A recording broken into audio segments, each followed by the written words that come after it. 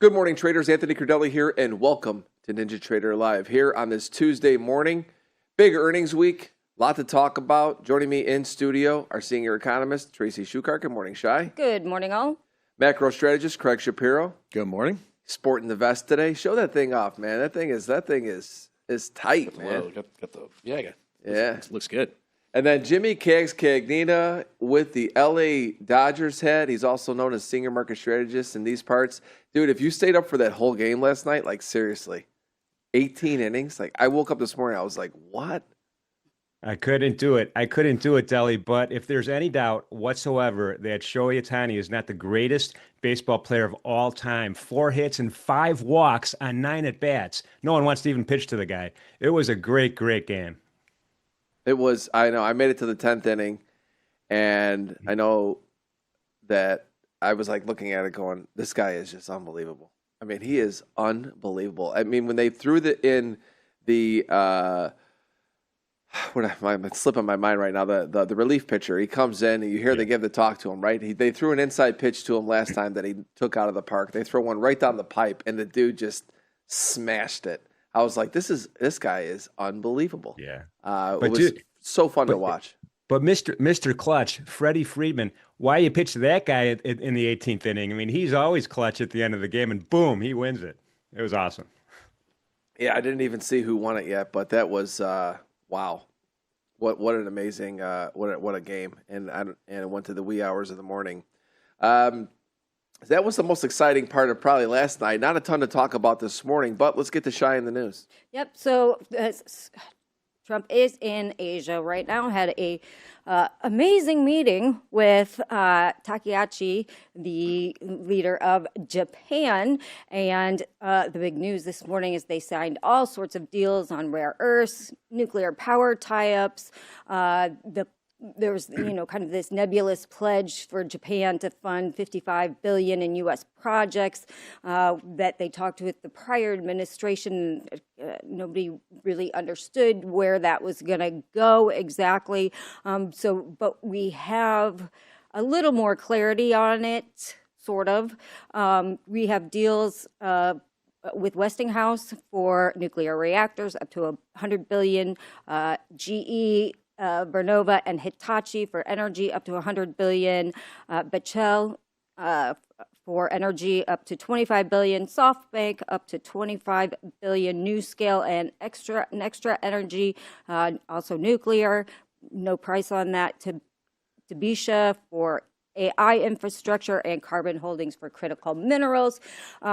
So all these big figures have been kind of yielded it around, and they've been talking about it, but there is no actual time frame on this. So, for right now, it's kind of big deals. We're throwing some numbers at it, but we don't really have any sort of time frame when these projects are expected to come to fruition. But that is the deal in Japan. Then we have market liquidity concerns, cloud, and Fed's balance sheet drawdown.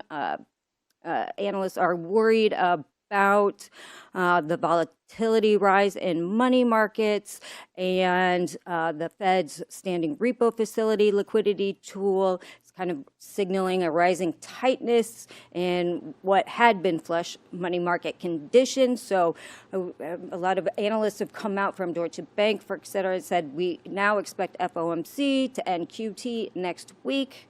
So we will, again, we talked about this a little bit yesterday. We all know that, quarter point is already priced into the markets, but it's really all going to be about this announcement on QT. So that'll be a big deal tomorrow. And we have Joseph Wang tomorrow in the morning. So we'll I love Joseph get Wang. To talk to him about it. Guy. Yeah. Then we have Sequoia Capital invests in an AI tool that could replace junior bankers. So they're talking about investing in Rogo Technologies as a startup that their tools basically do what a junior banking analyst does, and all the PowerPoint presentations and things of that nature. So kind of just another hint of AI maybe taking jobs. What's interesting, though, is that if they want to replace junior bankers, how do you get senior bankers if AI doesn't grow up to be a senior banker, so are they pricing themselves out of jobs? There's a lot of questions around that. Then we had another AI reduction. We have Amazon's going to cut 14,000 jobs as they tap AI to reduce costs. Then we had UPS also this morning stunned Wall Street with a strong profit, but 34,000 job cuts, which is 70% increase from its previous targets. So we are starting to see a lot of big layoffs. That's going to affect, obviously, the labor market. That could further down affect the economy, something to keep an eye on. We know the Fed is worried about the job market and kind of flying blind with, obviously, no numbers from BLS. Then we have the U.S. signed an $80 billion pact for nuclear reactors. They signed a deal with Westinghouse. The government signed an $80 billion deal with Westinghouse to build nuclear reactors with a partnership that involves Brookfield Asset Management and Cameco Corp. Cameco is up like 15% on this morning. Then we had Trump this morning. He's talking in Asia. He's going to meet with Xi on Thursday. He was talking about Bessent. He really wants Bessent for Fed chair, but Bessent doesn't want to do it. He likes Bessent because he soothes the markets. He's very soothing. He's soothing markets. And then Trump is also talking about beef prices this morning and said, I'll get beef prices down. Maybe ranchers are doing too well. He's talking about maybe doing a deal with Brazil. So we have Tommy Grisafi on this morning. We will talk to him about what's going on in the ag markets. We saw soy gap up on Monday on a possible China soy deal. And we've got Trump trying to talk down cattle prices. So lots to talk to him about this morning. And then last but not least, we have the Ontario Premier came out and said he's not sorry for the ad that infuriated Trump. He said, we have achieved our goal to make sure the conversation starts with the American people and their elected officials. And my goodness, it started all right. It's the best ad ever ran, I tell you. Yeah, see here. Well, I was looking at this soy chart. Have you been long the soy cattle spread? Doing pretty good. We're going to talk about that with Tommy. Craig, what caught your eye overnight? It's the calm before the storm, I think, is what caught my eye. Markets are really pretty quiet ahead of tomorrow. Tomorrow's a big day. Tomorrow we get the Fed in the afternoon. We get Meta, Microsoft, and Google after the close. And then on Thursday, we get Apple and Amazon.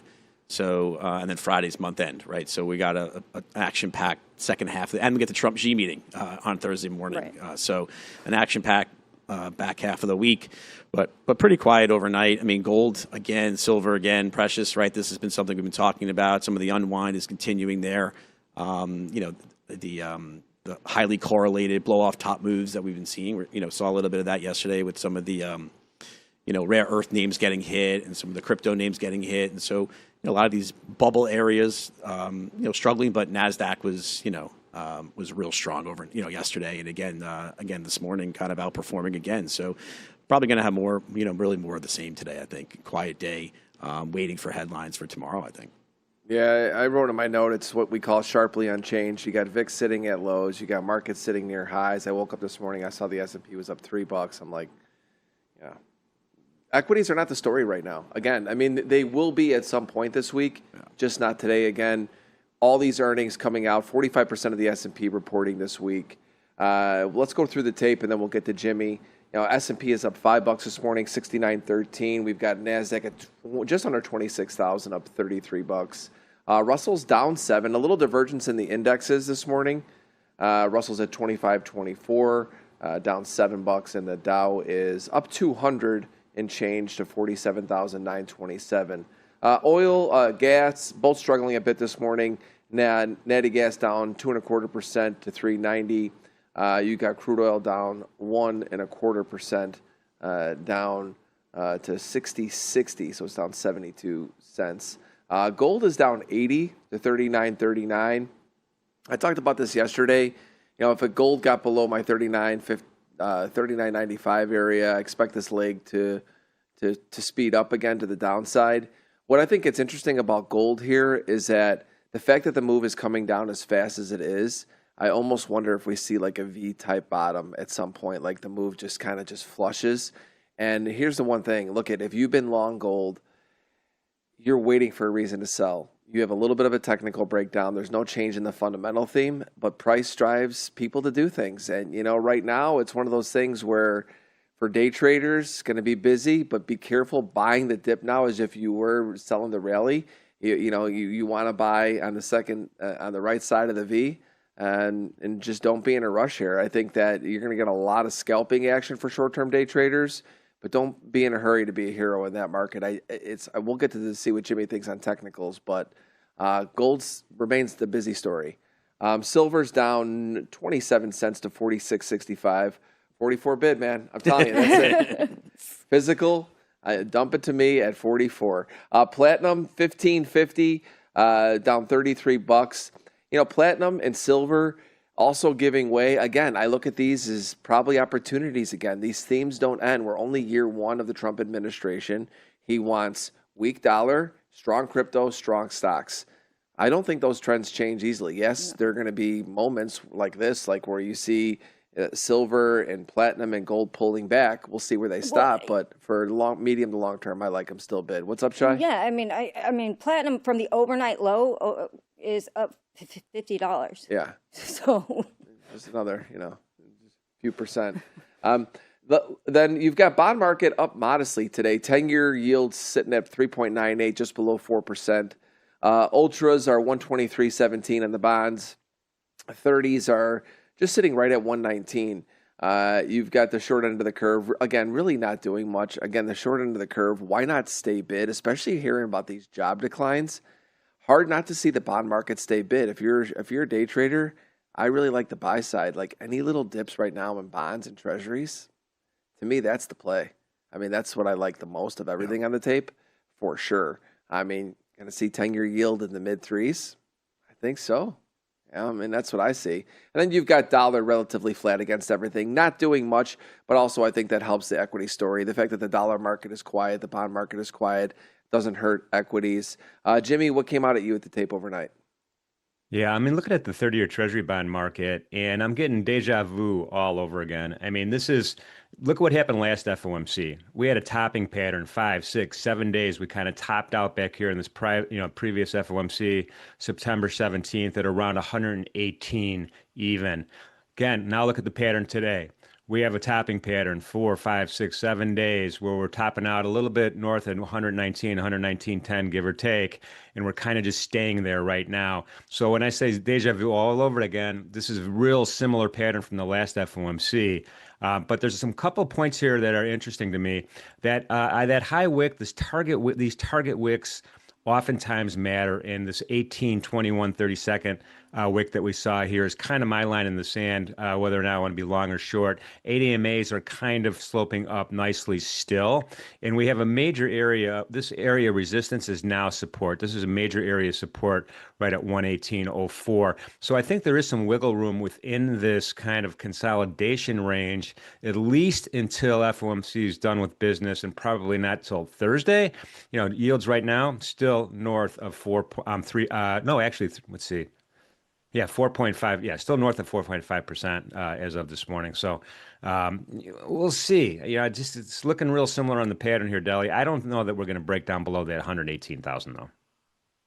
Yeah. Go to gold real quick, Jimmy. I just want to see what your thoughts are on the bigger picture. I know you're going to go over this in the Edge report as well, but take a look at gold just because to me, gold is the story this morning again. And when it comes to like market moving news and, it gave back a big chunk of this rally. Are we near anything important? Yeah, I mean, look at the open interest, right? So open interest is getting smaller as this rally kind of runs out of steam, right? That means people are covering positions. And now last week, Open interest getting bigger, 10,000, 4,000, bigger and bigger. People opening new positions. Are they long positions or are they short positions? Well, I'm looking at the candles and I'm going to say they're probably short positions. So you see this rotation here, and I'm going to keep my eye on this open interest to see if anything changes right now. But right now I'm kind of bearish here. We're below that 61.8% retracement in my mind. Well, we're right at it actually, and in my mind, that's when we start talking a change from bullish to bearish. So we'll see. But look at that. The 8 EMA is going to cross under the 21. Maybe it's not looking pretty bright there. So we'll see. We'll see how it goes. But yeah, I'm not technically this chart's screaming at me. It's like there's still some downside. Yeah, when I get with Farm later, I'm going to talk about gold. 39.95 is pivot for me. If we don't hold above that today in a daily close, I think we're heading to 37.83. All the moving averages sloping up, but again, everyone's coming in right now that's been long. You've got a lot of positions that have been sit on for a while, and nobody wants to be the last one to sell. It gets into the end of the year. Stocks are doing well. We'll see what earnings do. It's a cash raise again. That's what I see. I mean, I don't think it means too much in the scheme of things like, oh, the gold story's changing. Nothing's changed. Price changed the way that people's positions are going to be. I mean, that's it. So that's what it is. Yeah, but the perma bulls are going to be looking for dips to buy. So they're going to be back in this thing, whether it's today or tomorrow, who knows, but they're going to be back in it. Yeah, Shai? Yeah, I mean, we even had the Bank of Korea come out today and say they are going to, the last time they purchased gold was 2013. They're looking to purchase gold again, the central bank. Yeah, exactly. Right. And so the supply and demand is there. Craig, we've been talking about negative gamma. We went back to positive gamma. Talk to us just about this market environment and equities. Yeah, I think what we have now is it's earnings season. So you have single stock dispersion, right? Companies reporting, beating, missing. Stocks are moving all over the place, but indexes are largely flat because we're in a modestly positive gamma regime again. So dealers are trading against the tape. There's been a ton of call buying, so dealers are suppressing kind of the overall magnitude of those moves. But idiosyncratic stocks are moving all over the place. And so you wind up having, yesterday you had Tesla up 3-4%, Google was up, but, some of the other spec length names were down a lot, rare earth names were down, and other, crypto names were down. And today we'll see similarly, UPS up 15%, Cameco up 12%, but you'll see some small cap names down. So a lot of that grind into tomorrow. I think VIX and volatility for tomorrow is very compressed. We've retraced more than all of the VIX move from the Trump's tweets on the 10th of October.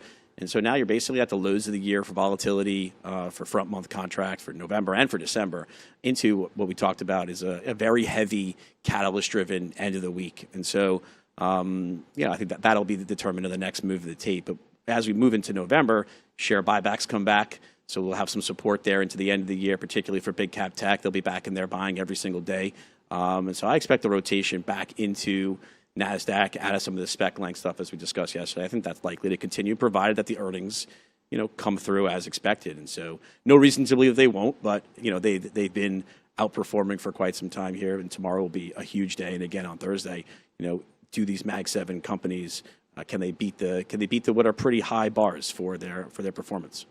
Shai, what are expectations this week for earnings? So expectation, there's a lot on expectations, but everybody's supposed to outperform.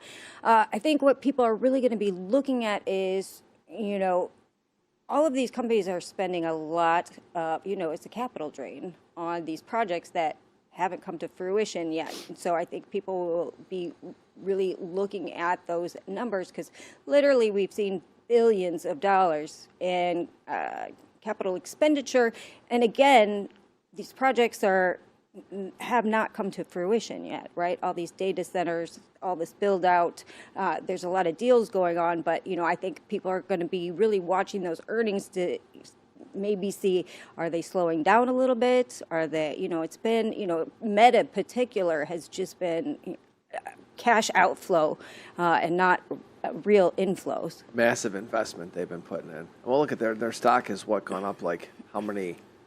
I don't even know what percentage it's going. I mean, I follow Meta, and I'm just like, this thing it's been on a complete, train ride higher. Talk about what should we be expecting this week? Like, what are things that you're looking for? Yeah, the street is growing mildly concerned about free cash flow, right, for these big companies. As the CapEx burden grows, the stories are changing. These used to be, stories where companies were generating tons of free cash flow growth, and now they're being forced to spend more money in order to grow. And so, to the extent that the CapEx growth is accelerating kind of more than the earnings growth, that's a concern for folks. People have also been concerned about some of the accounting around depreciation schedules, and which is really amplifying earnings at the the detriment of free cash flow, right? So that's something that people are focused on. And then with respect to the Fed, that's still important, right? I mean, we've priced in fully this cut for tomorrow. We priced in basically fully for the cut in December, and yet, look, inflation is not slayed, right? I mean, inflation is running 3%, and it's not 2%. And half the Fed was only looking for one cut for the rest of the year. So, we'll have to hear from Powell, how are they going to navigate without all this data, right? I mean, we're hearing about the headlines for job cuts, but really we don't have the aggregate data to really understand how slowly is the labor market falling, and is inflation really coming back down to, to target here. So to the extent that the Fed tomorrow is a little bit more hawkish than expected, which I think is possible given how much is already priced, that could be a little bit of a concern for markets. I think there is an expectation as well for QT to end tomorrow. Yep. I don't know. I mean, Powell mentioned it in a speech earlier this month. It really wasn't discussed, so much at the last meeting. It would make more sense for them to do it at the end of the year, at the December meeting, for January. But, we'll see. So if there is disappointment if they don't announce the end tomorrow, but they say it's going to happen in January instead, maybe some mild disappointment there too.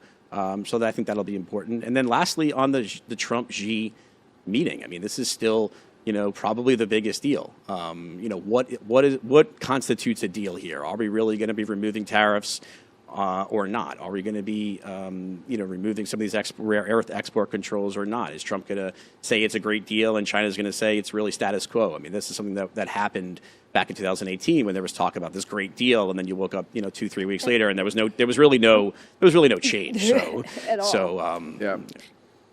Shai, what are the big brain economists talking about in the chats? What are they all thinking about? What are they expecting this week? So, really, everybody's really more concerned about the credit markets than anything else right now. They're not really talking about the Fed, to be honest, and they're more concerned about the credit markets and what's happening there, particularly with subprime auto and some of these other companies. So that's kind of the major concern in the IB chats. Yeah. Yeah. Jimmy, you and I, we're never going to be in those chats. You and I are in text messages, maybe, right? And, that's about it. Jimmy, so this week, again, today is the day before the Fed. So we expect it to be, obviously, probably choppy, tight. We know that. I want you to go to the bond market again, because I can't get past the fact that I think equities, we know, are going to be quiet. But when we talk about the bond market today, we're pretty much getting above everything that I see here. And like I said, I made a little comment earlier when I was talking in my morning, kind of going over the markets, saying 10-year could be at 3.5%. I mean, what do you see? What are the charts telling you about treasuries and bonds? Well, I mean, for today, I'm looking for point of control trading all day in both the bonds and the notes. I think that they're anticipatory. I think they move ahead of the FOMC meeting and they place themselves where they want to be. And I think that's happened right now. So, I mean, if you just look at it intraday on bonds, a tight range, point of control right in the middle, perfect volume profile kind of look. We'll probably see that also in the equities, by the way, today, again, as we anticipate earnings and we anticipate FOMC. But, I don't know that the yield's going to be completely haywire after this 25 bip cut, because it's been a 25 bip cut in everyone's mind for months now.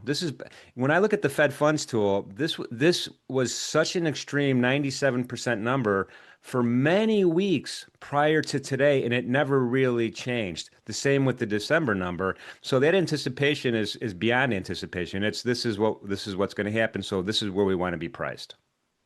I think it's spot on. Bell curve trading today is likely what we see. Shai, what's the news going to be today? So absolutely, I think it's going to be kind of a quiet day. if Trump stops talking in Asia. But Soon, I think. soon it'll be. Any data though? Don't we have We do have a little bit of data. They're only surveys because obviously the government is shut down. So we have the S&P Coality. It's never even heard of it. It's a inflation metric. So we have S&P inflation metric. We'll put it that way. And then we have Richmond Fed business. Not going to make a very big difference. Conference Board consumer confidence could be a market mover depending on if it's an outsized move. And then Dallas Fed energy services or Dallas Fed services activity, not a market mover. So really, that 10 o'clock data is probably going to be a possible move in the markets. We're out of time, but Craig, I want to leave you with the final thought coming into today. Just last thing, also 7-year auction today. And so the bond, we had good auctions yesterday for 2s and 5s. We got 7s today. So yeah, I agree with you. I think bonds have been pretty strong, but question will be, what does the Fed tell us tomorrow with respect to the pace of labor market deceleration? That'll be the next big move, I think, for bonds, for fixed income here. So lot tomorrow to rest up for today. Yeah, good day, big day tomorrow. Exactly. I agree. All right, everybody. It's about that time for this morning's Edge Report. Take it away, Jimmy.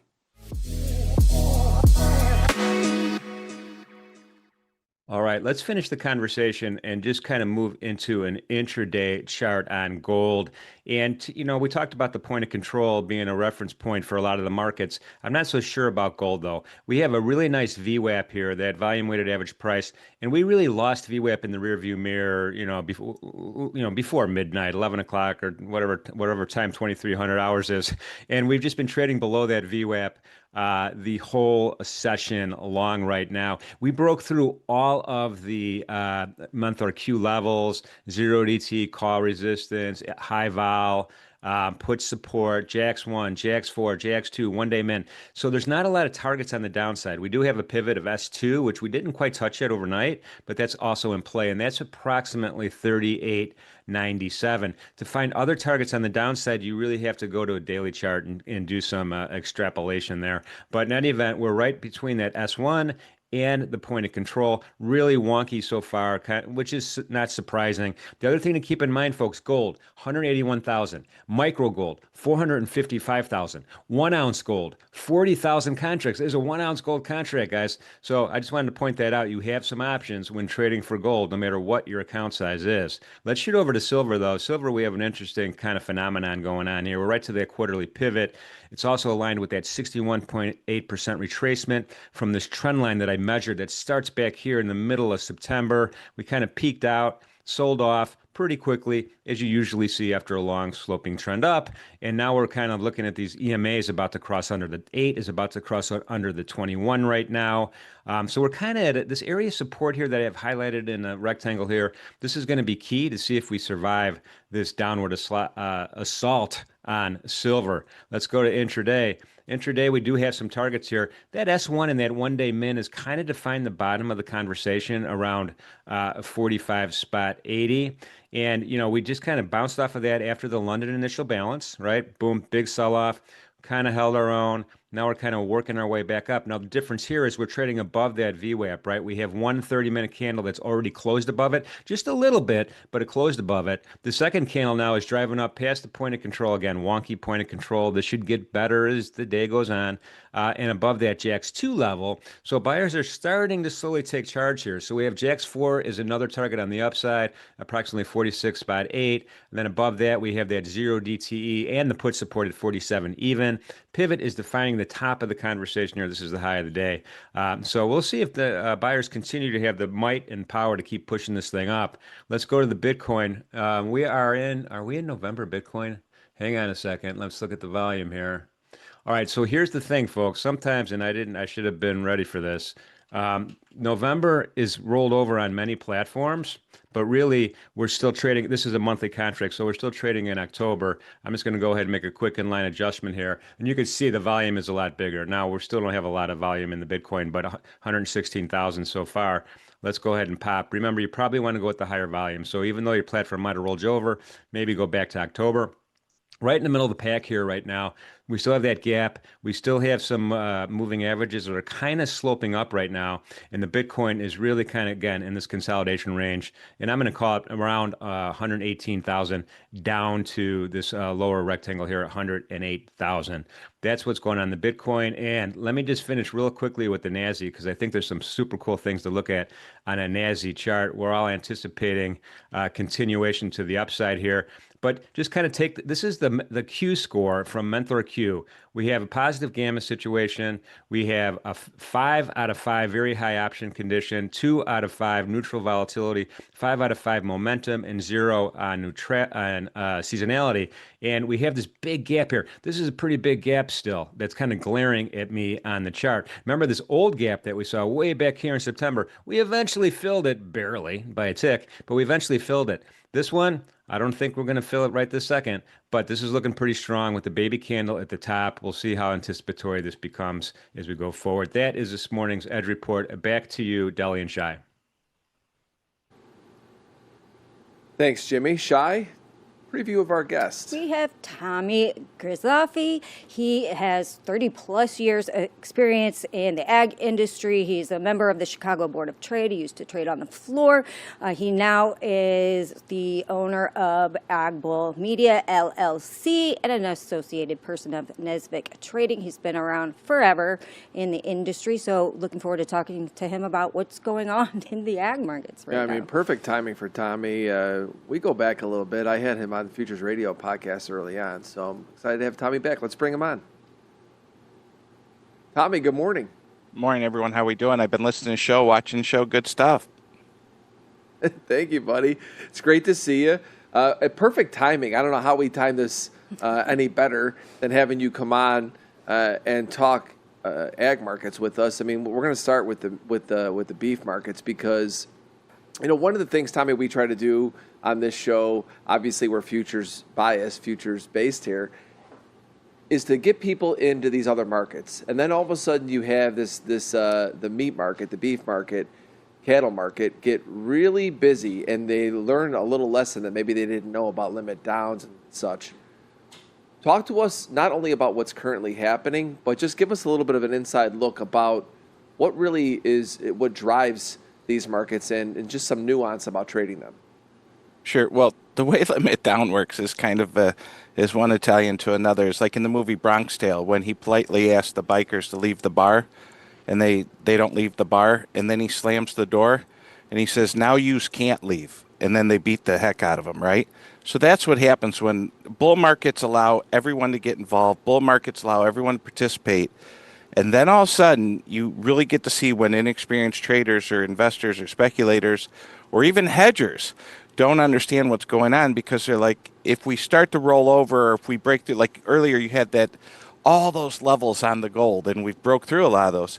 Well, the levels are all great, but when you can't trade it because we're opening up trading for 5-6 minutes and locking limit or a double limit, that brings on a whole new level of risk. And so what happens is then people have to move to the options market.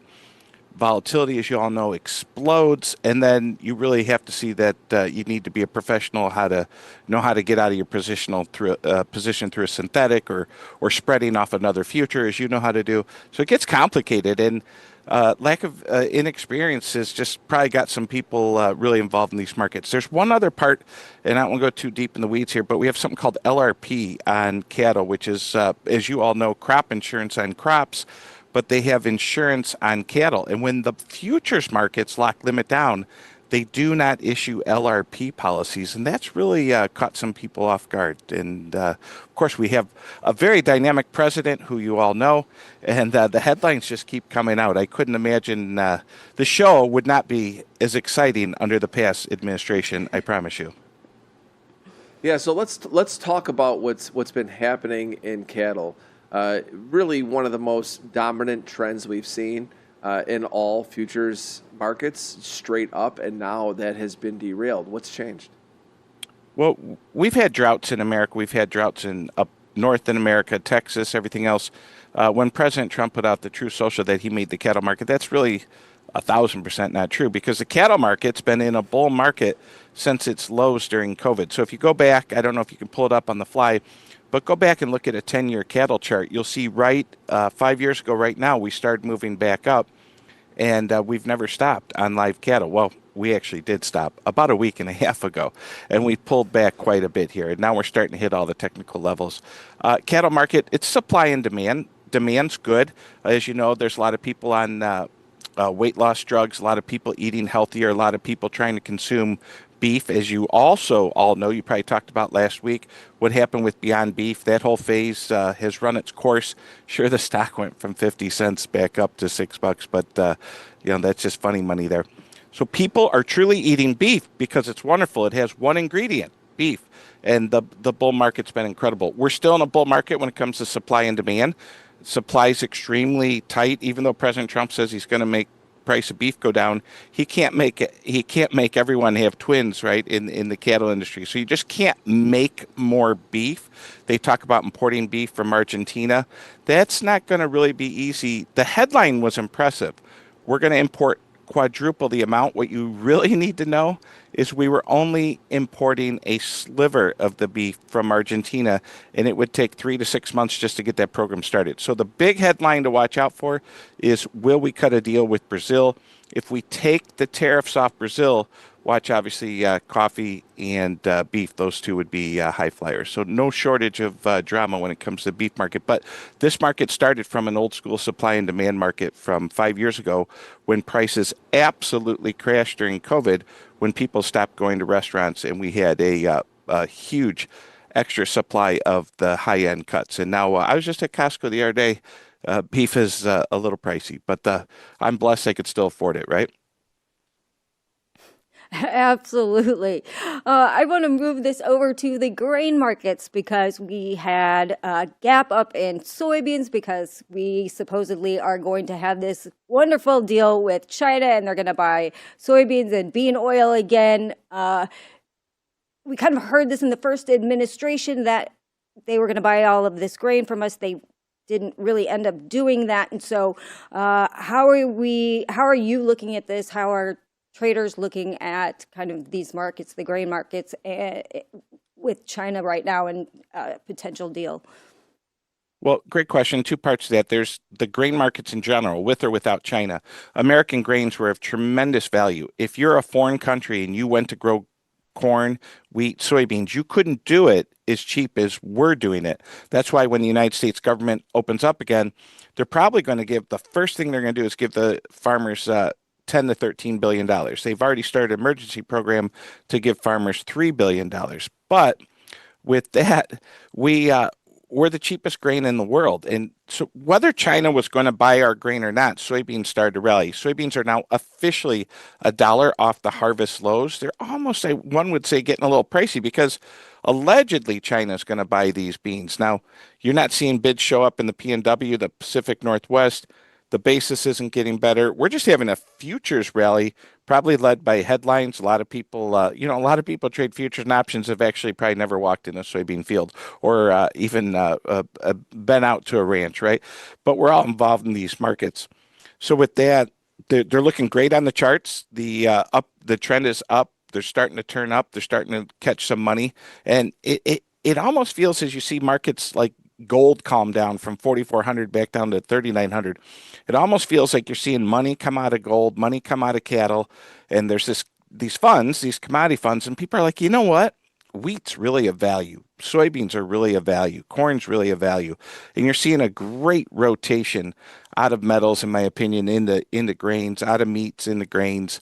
And money's looking for a home. We're just ending here we're going to end the third quarter here, right? And then we're going to go, we'll have, no, we're already in there, right? October, November, December. But people got to look good. The CTAs, the commodity trading advisors, they want to look good. Some people are having a great year. I know some people are having a bad year, and everyone's trying to shore things up and look smart by the end of the year. So grains were just undervalued. Now with that, China says they're going to buy them. I feel like the Trump-China deal was a lot more about those metals and those rare earth metals and how that affects AI and security and defense stocks and stuff like that. So I think the farmers will get the nod that we cut a deal, but in the end, I think they'll just get a check.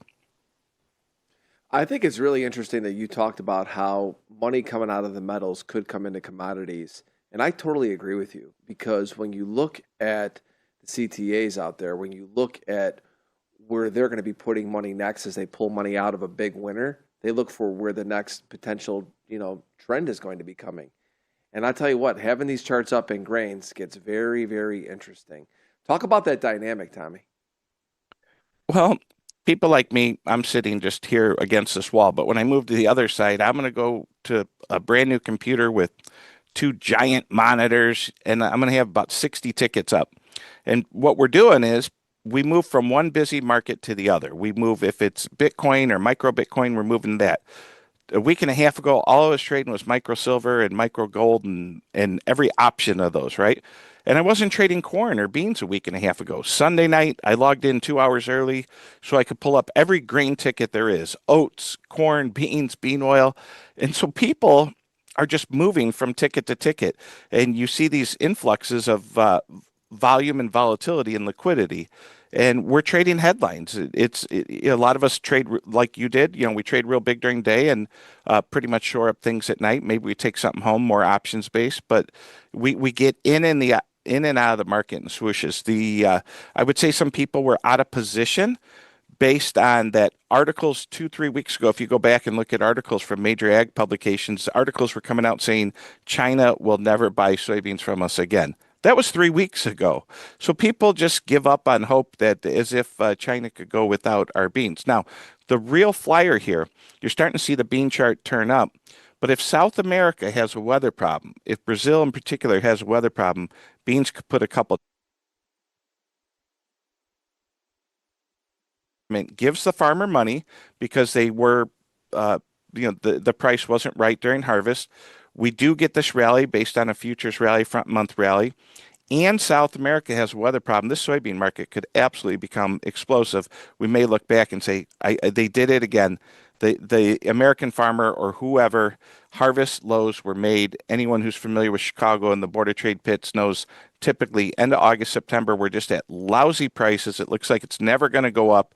And that's when you see these great carries in the market, something we don't talk about like in gold futures necessarily or other markets. But you see the front month of soybeans maybe at $10, but you go out to the back month and you see them at 10.40, 10.50, 10.60. You get these carries in the futures markets, and that's old school border trade, understanding the spreads and the carries and everything else. So there's a lot of dynamics here building up in the soybean market. Yeah, no, I really agree with you. I don't know if you guys caught that. That was a glitch in the matrix right there. I know, I saw. Tommy was talking metals, and all of a sudden soybeans and corn comes up, and that was it, man. There was a little glitch there. Shai, we got a couple minutes left with Tommy. Any final questions for him? Yeah, let's talk a little bit about, if you're just new to trading grains, kind of, is there a seasonality to them? How does that kind of work when you're looking to approach this market? Well, grains are fun when they're busy and when they're not busy. Summers typically are really busy, but the summer was a boring one. So we could be supply and demand driven. That's fun. The best bull markets in grains are a demand driven bull market. Crazy markets are weather markets. Those are very fast, furious, volatile. Feels like it's going to go up, and then as fast as it's never going to rain again, it starts raining again. And we get big bear markets. But the one good thing about a bear market in 2024, 25, 26 is the world's so big that when we massively overproduce grain, the world's so big that the rest of the world gets to buy it at a discount. And so what you're seeing is, in this particular case, there's not many industries that function like the American farmer, where it's like, go ahead, overproduce, and if you produce too much, we'll send you a check. That's not a company you would go buy a stock and expect a dividend in. But somehow it all works, and land prices are close to record highs, and grains are doing okay. So as far as being a grain trader, when it's good, it's real good. And then you can go through long period of time being 3 months, 6 months, where there's just not much going on. Extremely low volatility from the option side, not a lot of moves. The one area of caution I'd give you is, if volatility is low in grains, don't be cute and think you're going to sell vol and you're going to collect that nickel or that dime. You're literally standing on the rail, on the tracks, trying to pick up pennies. You're going to get, you're trying to pick up pennies. It's not good. You're going to get run over. So when volatility's low, you want to be a buyer of it. You may lose your money on that option, but when we pop like we did just now, volatility's still relatively inexpensive. So some people love trading futures. Some people love trading spreads. Some people only trade it from options. But the liquidity in the corn, and I'm sure on your show you talk about liquidity a lot. The liquidity in the corn futures and options, incredible. Beans are right there. Wheats are a little different, but nonetheless, it's a fun product to trade. Tommy, it's so great having you here. Not only to Thank give you. us insight as to what's happening in the ag markets, but what it's like to be at a desk, to be the real deal as a trader. Like I said, we go back a ways, having you on Futures Radio and having you here on NinjaTrader Live. It's always a pleasure. Everybody go and follow Thank Tommy you. on X. Check out everything that he's doing. Just a great guy and a great follow. Tommy, thank you again so much for joining us. Thanks, everyone. Thank you. Yeah, I love Tommy. He's great. Insight that you're just not going to get anywhere else, really. Exactly. From somebody that's, been on the floor, been there 30 plus years, Yeah. like yourself. Yeah.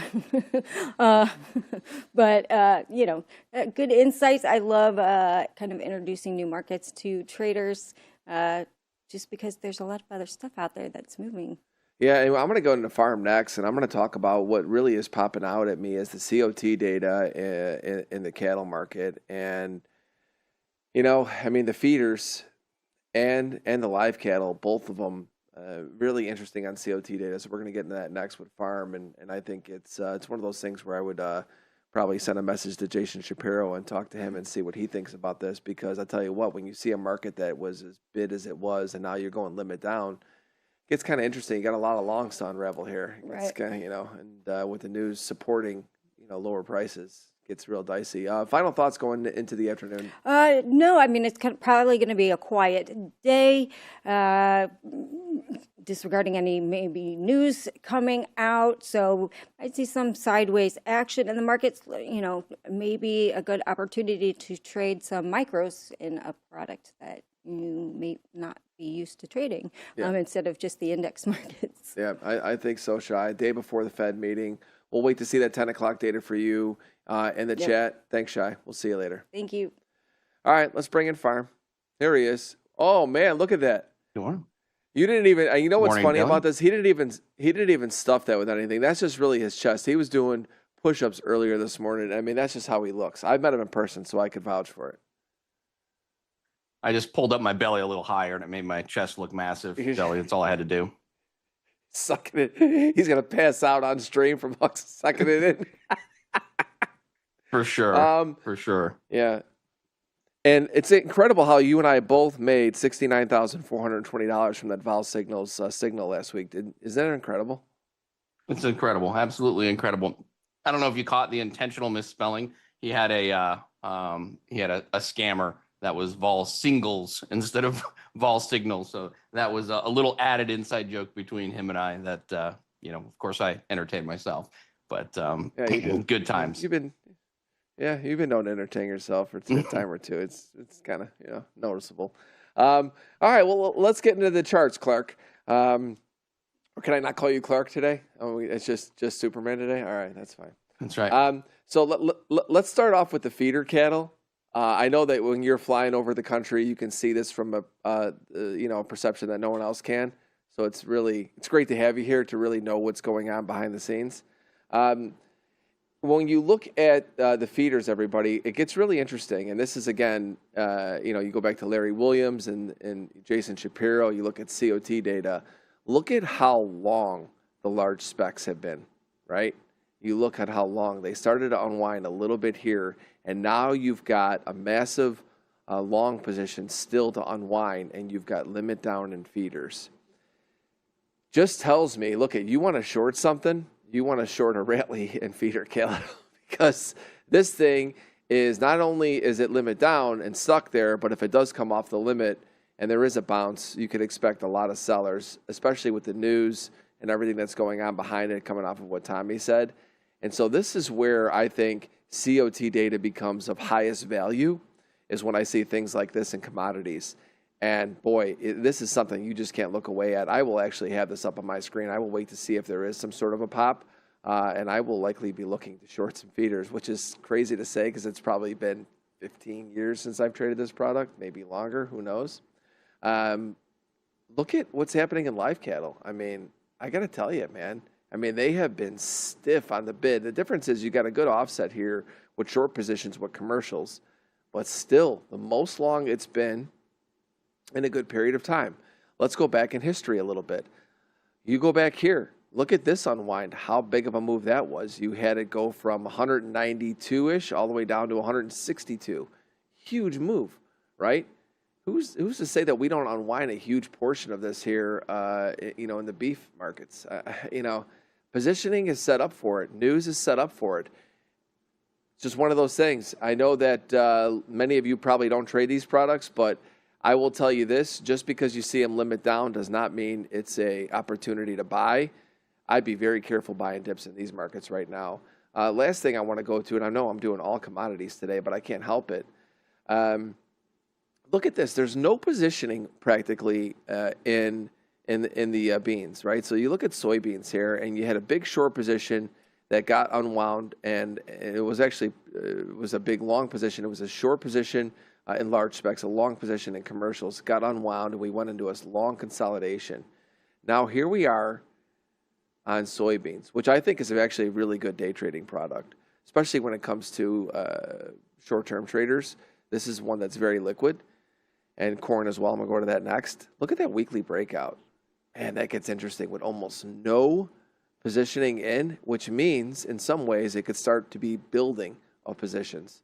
It's very interesting to me there. Corn's the same way. Corn's getting ready to break out, or it has broken out on a weekly basis. Positioning's nearly flat. Look at that. I mean, I thought that the most interesting thing, I'm going to send it to you for equities because I've got not much to say on it. I thought the most interesting thing that Tommy brought up today was the rotation from metals into commodities. I kind of think it's happening. And I think you have to look at it from people that are at a desk that are commodities traders, CTAs. They're going to be rotating out of their biggest winner, which has been gold likely, all the trend followers. Now, I'm not saying the gold trade is done. I'm just saying that they start to look for other opportunities. It's a cash raise in metals. You see it across the board.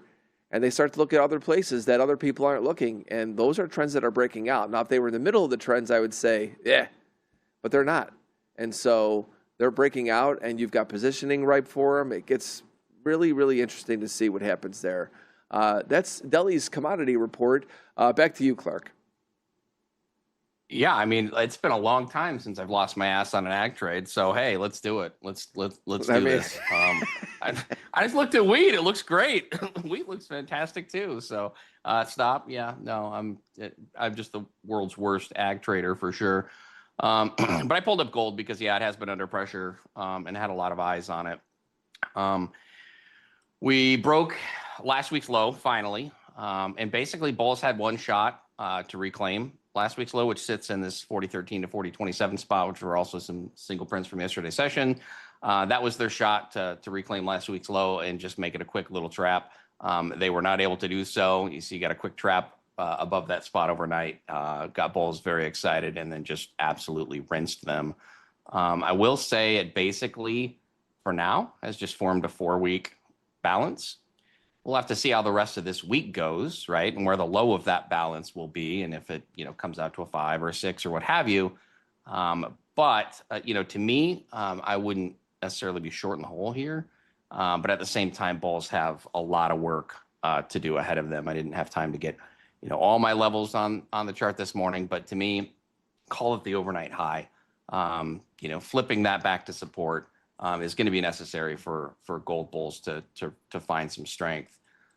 Equities, and I added gold because equities, honestly, kind of boring, right? Like when we just kind of gap up and go every day, it does get a little bit boring. You're just talking about extensions and talking about entries. Yesterday we had an upward spike on both ES and NQ. So for NQ, yesterday's high was 981. That sits right in this 969 to 983 spot. And then the spike base was 946 basically. And overnight low was just below there, right? So it's hard to be bearish that and want to do anything but press the buy button. But when the market gets like this, it's tough because it doesn't always give you an entry, right? I mean, I'm not saying definitively that that's the low, but I mean, we've seen this a lot, right? When the market gets like this and it starts, gapping and going, you get an overnight bid, and like that's the low of day, right? So it can be hard to get in, but from my perspective, if we did, kind of peak below this overnight low or something, we get some weakness into open, some inventory correction. It still could be constructive, still can be long. The thing we have to understand, and yesterday I saw a lot of people sort of expecting that gap to fade. It had all night to do it, right? I mean, it was huge gap up on Sunday night. It had all night to do it, and it didn't do it. And to me, the difference is, because we have seen a lot of gap and fades. Well, those didn't come after a 6-week balance break to the upside. I mean, this is a huge breakout. Nobody loves shorting this pig more than me, but I'm not looking to be first in short after a 6-week balance break to the upside. Sellers want to show us something first. I'm happy to trade this either way, but as of now, it's kind of difficult to want to do that. I would be mindful of a potential third gap up today, third in a row, that leads into some exhaustion. So I definitely have eyes open for that. I'm not really looking to chase along into the highs, right? But at the same time, I'm not really super interested in being short. But take your overnight low on NQ. I think if you could push a touch lower than that, and things would still be fine. It starts to be a little bit iffy if we give back the overnight low, right?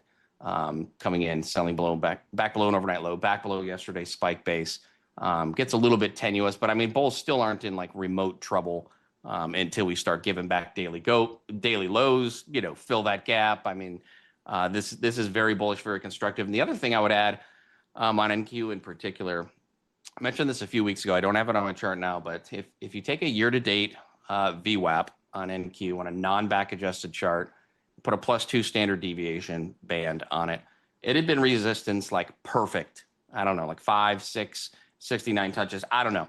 Was like perfect resistance every single time. I mean, it's way down in the basement now. I mean, we are well above it. And every time we've come into like the +2 daily Bollinger Band, every time we've come into that +2 year-to-date VWAP, I've said pull it back or melt it up, blow it off. This time I didn't say that because, well, we have a 6-week balance break to the upside right below us. So maybe this is the time to blow it off. I don't know. But that's definitely something I'm mindful of. It sits down basically around this 807 to 821 spot. I mean, this was a big spot. And I was a little bit surprised. It flipped. I mean, it flipped to support relatively easily. So that's kind of spooky to me, honestly. And talking to some of the vol guys, vol singles, right? Vol signals. Yeah, I mean, he said he doesn't have a whole lot overhead as well. So, I mean, we'll see. Huge week, obviously. I think earnings matter a hell of a lot more than FOMC. But head in a swivel, I guess, into earnings. But, there's not a whole lot to look at up above. And we just balanced for 6 weeks. So to see gap, the first gap, of course, was coming out of that balance. But that's what you should see. I mean, that really is what you should see, is a period of strong trend, which we have been lacking. That's what led to I call for that trapdoor setup a couple of weeks ago on 1010. It was basically every new high was just kind of anemic, sort of overlapped with prior ranges. And then, this is what it should look like. It should look like an aggressive move out of balance until, we actually do find some semblance of balance. But basically on a big profile, and a yearly profile or a composite profile, monthly profile, you should see a big old low volume node after that break of balance. And we sure have one here. Now it is, a little bit thin perhaps in volume. So there's always risks of that being given back, certainly on like an earnings week. But everything's very, very constructive equities. ES, same deal as NQ. It actually did not quite make it down to its spike base yesterday. I want to say was 68.99 and a quarter. Didn't quite make it there overnight. So I wonder if it wants to test it. So if we do start, getting a pullback into the open and at the open, Maybe that's just a bit of an inventory correction and we come down. But, everything looks constructive. We're obviously back up at high and night here. So mindful to me is basically playing this as a true gap up potentially. We've talked about that and how to play those. As long as we're holding above yesterday's high, there's really nothing to do but press the buy button. I do still think we could come down to the spike base, which would be high of day prior to the last 30 minutes of the day. I mentioned those spike base reference levels. As long as we're holding above that, to me, it's all longs. And, again, I'm just not interested in being first in short unless I'm given some compelling reason real time to do so. But other than that, it's just upside targets to me. I'm watching right around, 6969 actually on SPX, not ES, though I'm sure 6969 ES will be stiff as well in terms of resistance, of course. Those are some big upside targets that I'm looking at. And I do think that probably slows things down. So 6969 would be right around 7,000, I suppose. 6969 SPX would be right around 7,000. So, we'll see how the next couple of days go, right? The Fed and earnings. Do we form some kind of multi-day balance here, or do we just continue to rip to the heavens? Interesting times here. Yeah, no, I mean, you really can't get this kind of analysis anywhere else, Farm. The thoughts, the numbers that you're coming up with. I mean, really, this is why you should go check out Farm's Discord and everything he's doing there, and have a lot of fun with it as well. I'm sorry, Clark. Yeah, I mean, here's the thing that I look at when I look at today. You got VIX at the lows it's been. You've got equities back up at the highs. You're a day before the Fed meeting. Not the time to be a hero. Understand your market environment. I don't care what your strategy is telling you. You have to understand market environment. I never became a successful trader purely based on my strategy. It was all about my execution and changing environments and understanding context and nuance. You come into a day like today, all-time highs across the board, VIX sitting down at the lows. If I get a buy signal, I look at that, small and smart, don't get aggressive, take what the market gives you, all those cliches, doesn't matter, but understand it. Have self-awareness, everybody, on a day like today. It's just not there. There's a lot of other markets that have a lot of activity, and I'm actually going to talk about that next with my boy Merritt and Chris. Farm, great to have you here this morning. Everybody, go and follow what Superman Farm is doing on X. You will not be disappointed. If you don't learn something, you will have a laugh, but you will learn something. Farm, I will see you later. We'll see you tomorrow. All right, everybody. Chat, hope you're all doing great. Getting ready to trade the open here in a minute, but do me a favor, hit that like and subscribe button. We've got 700 plus of you in here. Hit like and subscribe. We've been bringing you guys, hopefully, a lot of information this morning, helping you trade in the trading day, getting ready to trade in the trading day. And the one thing, just to follow up what I just mentioned with Farm, it's context and nuance, everybody. Everybody talks about strategy and, everybody looks at entries, but sometimes you got to step back a little bit. And if you really want to get to that next level, at least in my experience, it always came down to understanding market environment. And each and every morning, that's the number one thing that I try to help provide all of you is understanding market environment, because I can relate to the trader who finally finds a strategy that they really believe in and it does really well for a period of time, and then all of a sudden they're doing the same thing and they can't make any money. What changed? Was it me? Was it the market environment? Or is it my strategy? And until you ask yourself those questions and finally dial it in and understand the difference between the three, you never really get to the next level. And we're all about getting you here to the next level. And speaking of getting to the next level, we've got two guys that are really next level when it comes to trading. We call it black boxes here on Tuesday. Let's get ready to trade the open with Merritt Black and Christian trading boxes.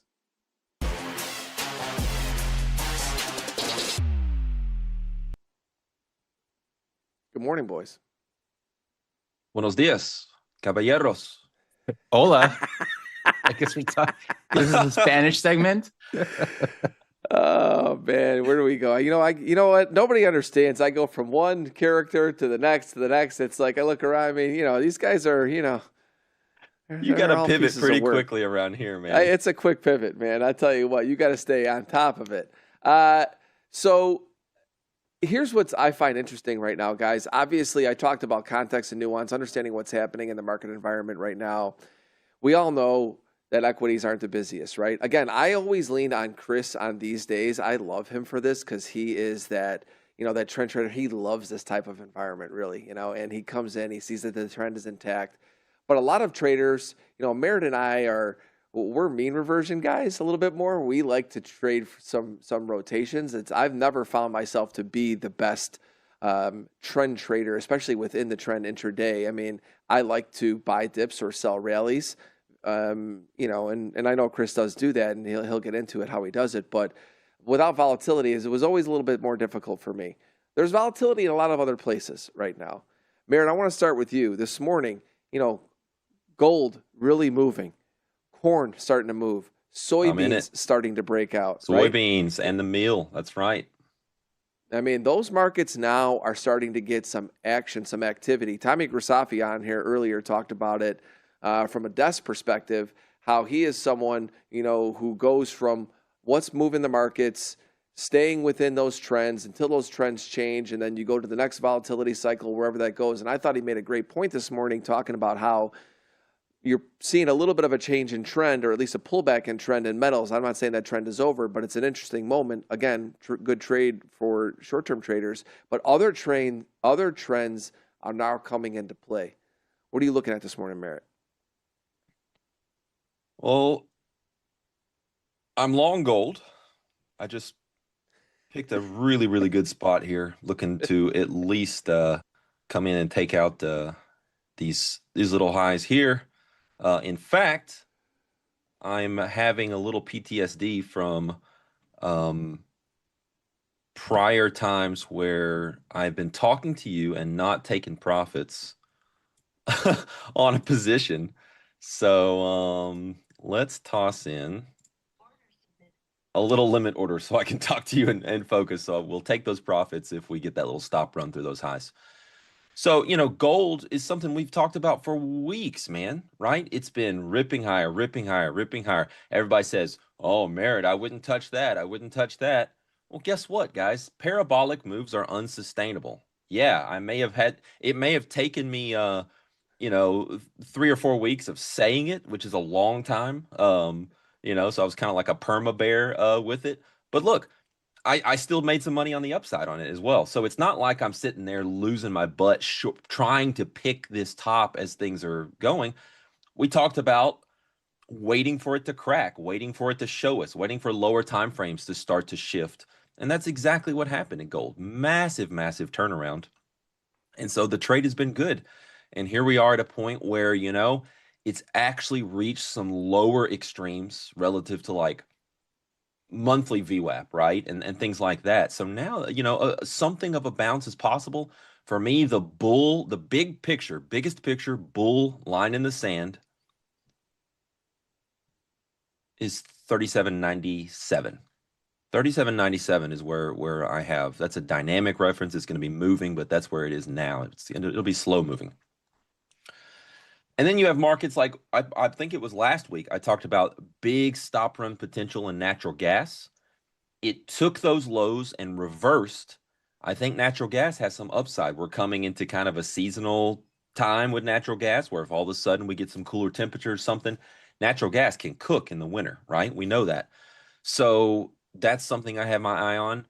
And then the beans complex, soybeans, is another market that, again, I keep having to, I hate to say this, but we talked about a really good bullish setup there, and it's just underway, and there's more upside in that market. They've been beaten up for quite some time, so I've had my eye on them. But for now, short-term trade, I am long gold and looking for something of a bounce. I'm looking for 39.57. Some kind of reversion into VWAP here intraday. Not a big deal, but a nice little trade we're up 14 points on. Yeah, and we'll be staying tuned to see what you're doing in gold and these other markets. I do think that it's about that time where commodities start to get pretty busy here heading into the winter across the board. Equities could stay relatively slow. We'll see. But, let's go to you, Chris. I mean, Chris, one of the things that I really love about what you do and your style is You showcase strengths and where a lot of people have weaknesses in these types of trends, these types of slower markets. I've seen you excel in them. I've seen you continue to do really well in them. I will always say, for me, it's always been a more difficult trade for me in equities when we have these like sideways grindy up markets. And I've been watching you week in, week out, outperform the market and be able to execute at a very high level.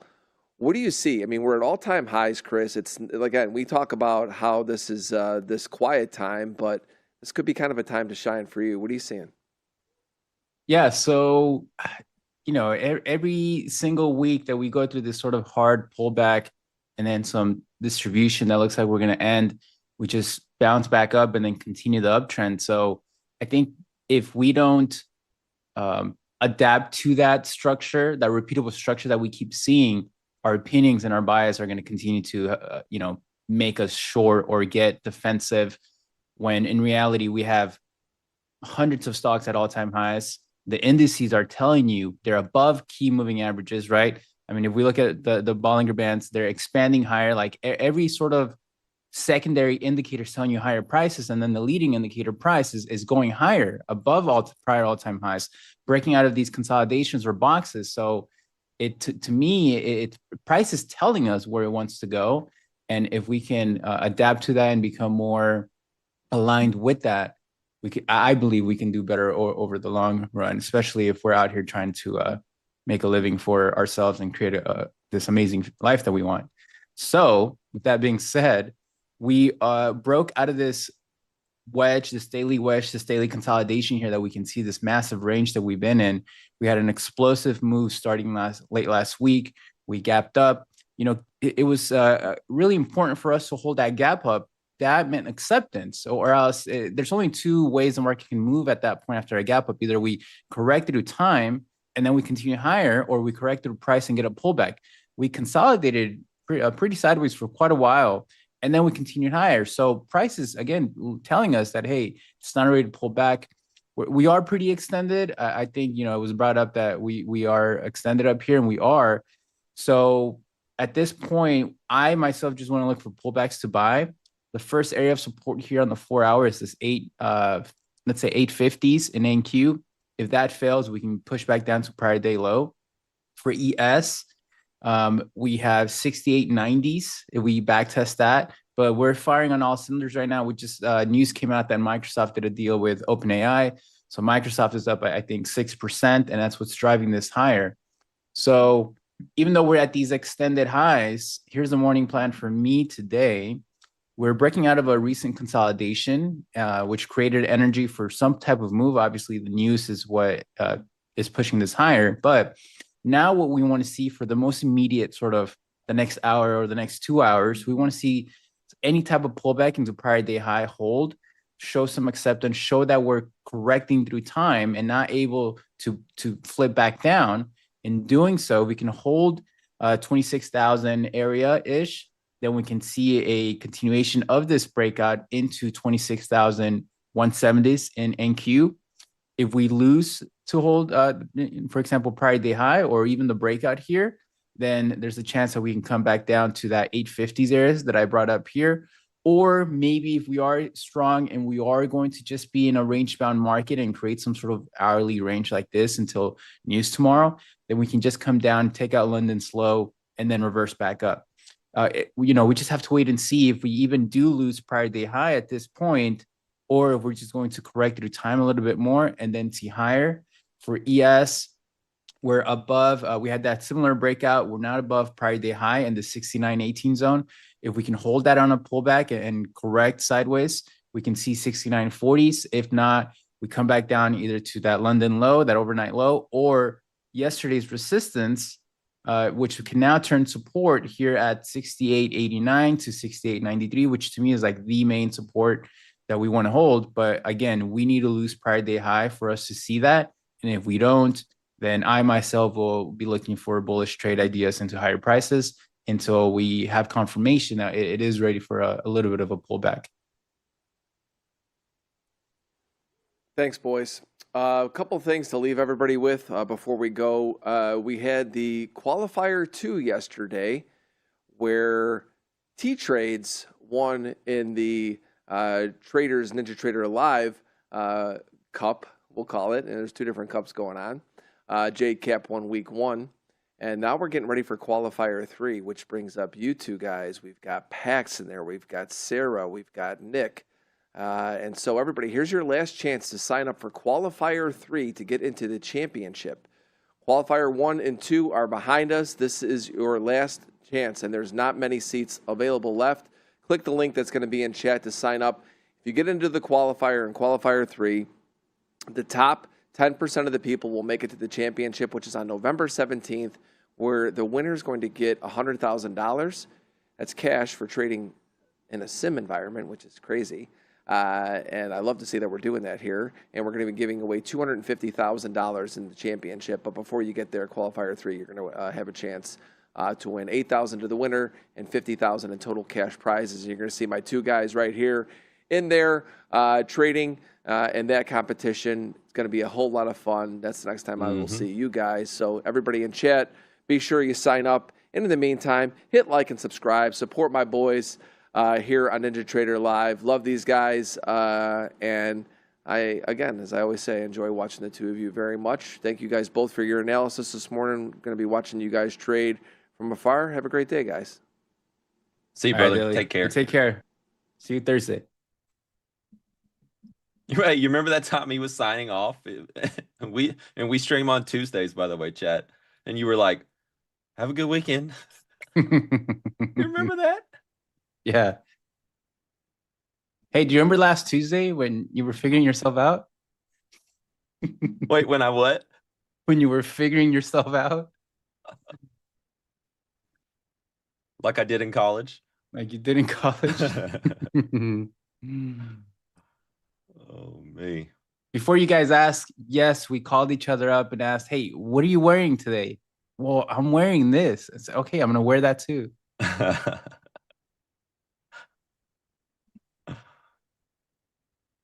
We're essentially in uniforms now. Yeah. I see you're at long gold already, huh? Yeah, man. It's funny to me how many weeks in a row has that been my focus, right? Like the past month and a half, I've traded more gold than anything else. And that's not normal for me. That's not common. That's not what, people who've maybe been watching you and I for a month, they're like, oh yeah, Merritt, he trades gold. That's what he does. Well, no, it's not. It just so happens to be that gold is by far not even close. Different strokes for different folks, but I think generically speaking, for intraday traders, we could say the best moving market for short-term trading. And that would be hard to argue against. So that's where I'm trading. So Yeah, I like it. It's at a good area too. I think that bounce can have a good relief. I like it. I have to learn how to trade it before the competition because I know you'll be pressing all the buttons on every ticker, huh? Oh yeah, I will be full. What do the kids call it? Deegan mode, for sure. Yeah, I like it. I think it'll be if you can hold here, maybe make a new low and then set up for like a rally on Monday for next week, I think that'll be a really good trading day for it. Yeah, it would. Or a little bit lower and then do the same type of stabilization. That kind of pullback for the year is still got some potential downside to it, but like I said with Delhi, it's a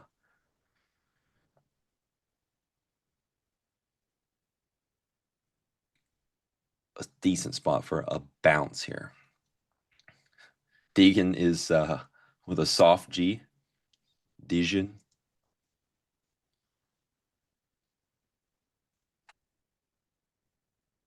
Dejan.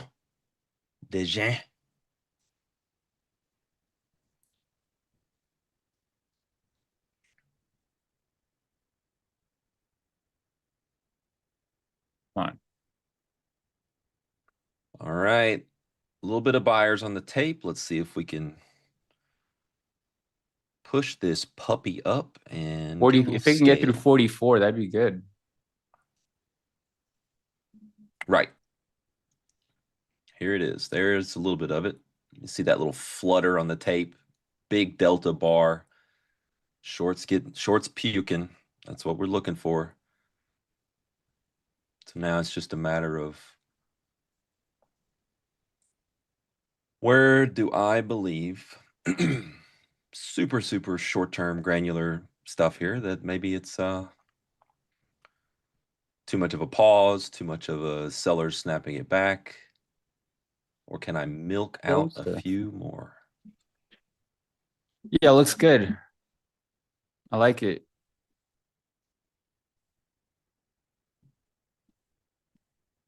All right, so or good morning to all of you guys in chat. Let's see how many we have here. We have almost 1,000. Morning to all. That's Yeah, enough of a you're stall. learning a lot. I scaled. Dope. Pay the man. Pay the man. Good morning. There's 22 handles in gold for you. Good morning. Good morning.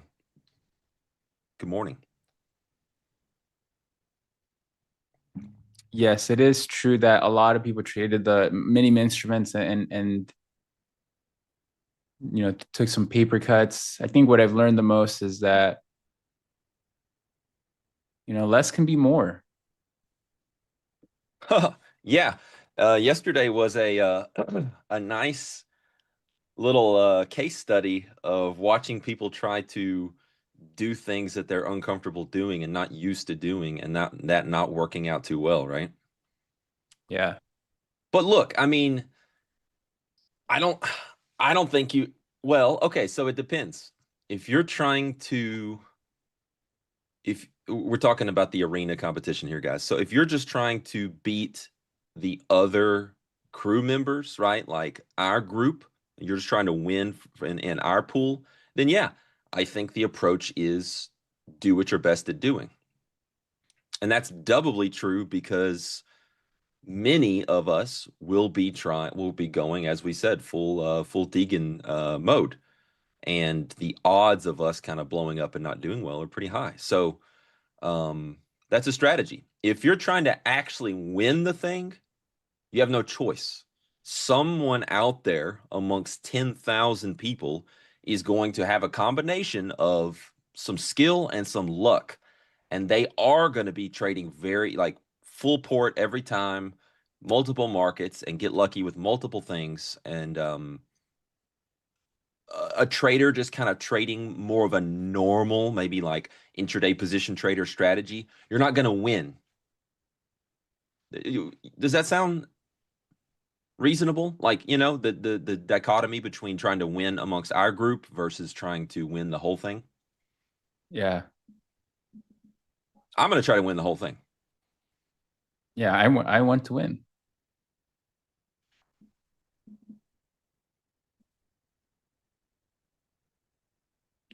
We'll see how it goes. It'll depend on the day as well. Thoughts on ES? Yeah, I've got some thoughts on ES. We have, and I know the Nasdaq already has, but the S&P here is just about, not quite, but just about into that yearly +2. I've got that up in the 6940s. So big time frame, you know, call it anywhere from, you know, 69.45 into, it'll be moving upwards as we get there into 69.50s. But that is a spot to watch anytime you kind of get into that yearly +2 territory. For me, I'm going to be looking mean reversion, right? I'm going to be looking healthy pullback to the downside, which it's, you know, sometimes in markets, it's dizzying, isn't it? How quickly these cycles can change. It feels like, you know, last week, well, maybe the sky's falling apart, right? And then all of a sudden, massive gaps and huge moves and all-time highs, and, you know, and then I'm already talking, because the move has been so violent to the upside, I'm already planning and looking at mean reversion downside scenarios. It's nuts. Like I said, it's dizzying.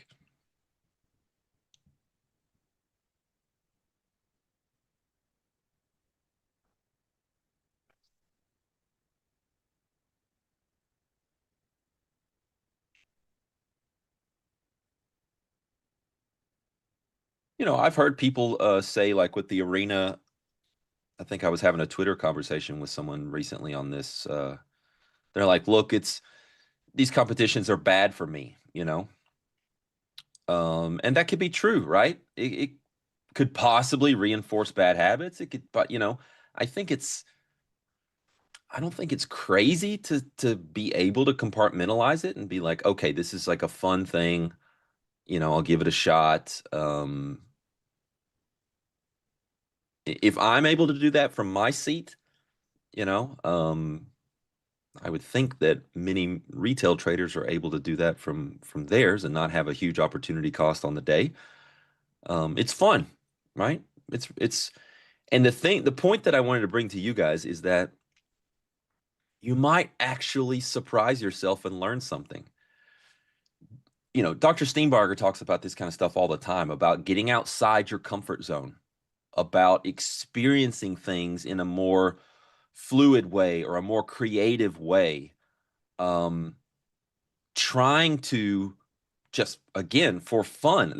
Fun and love are two huge aspects of trading. You need to have some fun and you need to love it, okay? And going into a little arena challenge like this can bring about some of those things in a new, refreshing, creative way for you. You might just spark an idea or learn something that you might take back to your real trading, that you might start to study and start to backtest, start to explore, start to build a book of charts on, as we called it, S&B. Anyway, so it's not just some negative waste of time kind of thing. I really believe that. Everything can be a great learning experience. That's right, Sam. How long have I been in the market? Since 2005. 2005. Man, long time. If only we knew then what we know now. Yeah.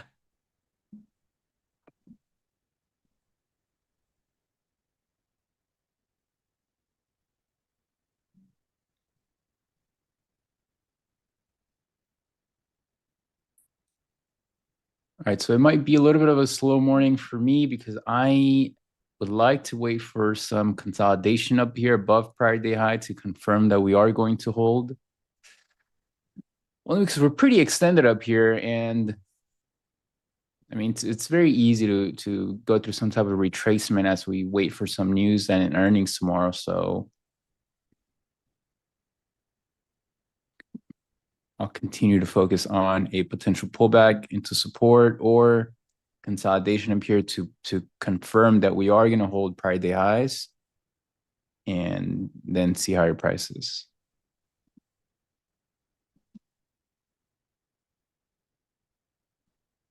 Buy the rumor, sell the news. Yeah. I do want to trade gold. I think it's at a really good spot.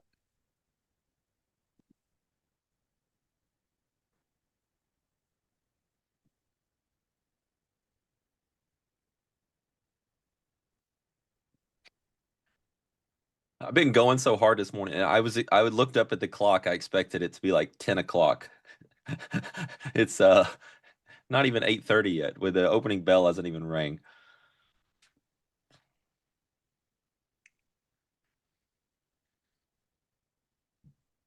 What time do you get on the desk usually? I'm usually in the seat, ready to go, ready to, wrapping up prep and ready to trade around 7 a.m. Central.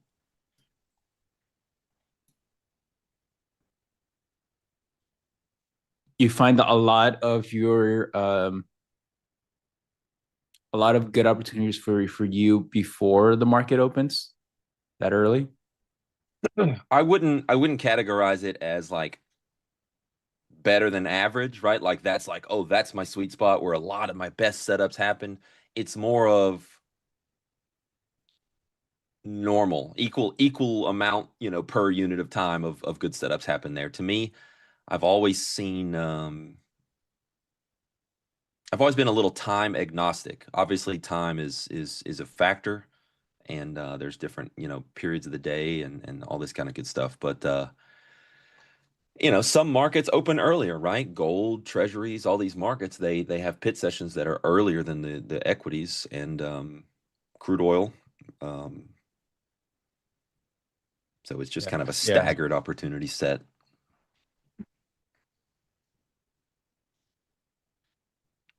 What about you? Do you prefer to wait for pit session hours, or will you? In uptrends, I typically find my morning trade 30 minutes to an hour before the open.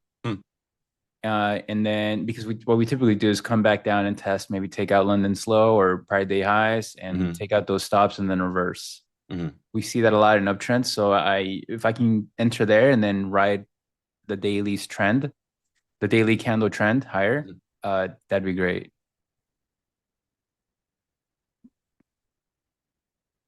But I would say in the first 2 hours, my day is most likely done. Here we go. All right, let's see here.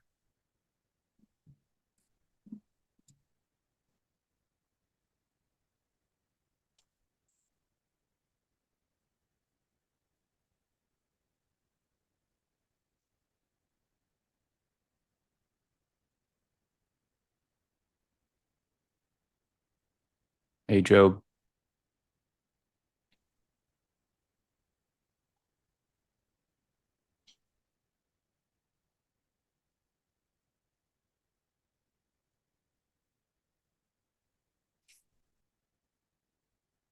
I'm gonna wait here, and I'm just gonna wait, guys. It's pretty high up here, and I want to see some structure to see that we're gonna hold. Meantime, I'll look at my swings. I know some of you guys are an long. enjoyable morning to look at your swings. Oh yeah.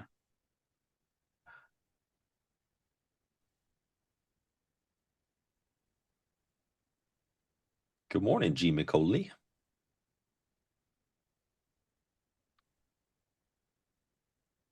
Strong start.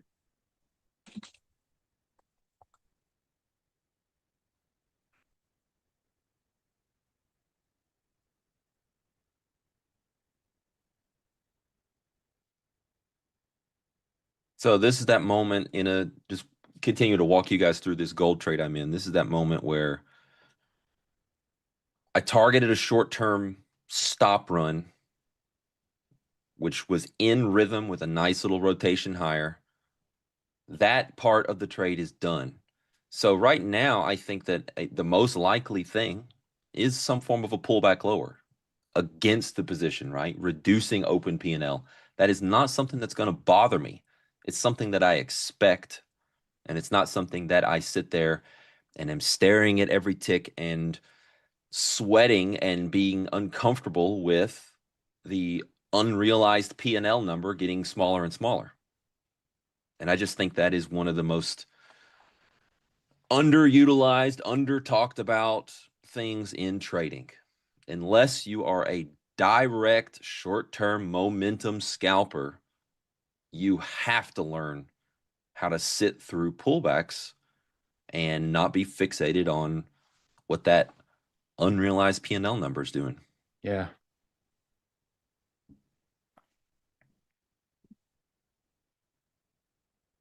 Or else you're trading your P&L, your emotions. Yeah. A tale as old as time.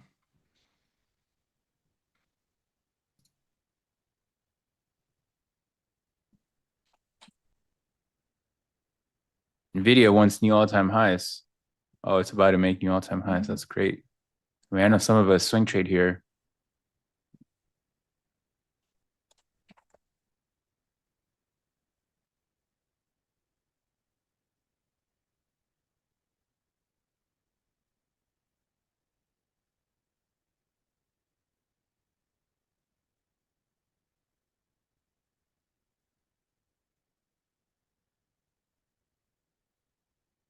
At what point would I give up my thesis? Well, there's two different things, right? There's, just so we're clear, there's giving up on this trade, and then there's giving up on the thesis.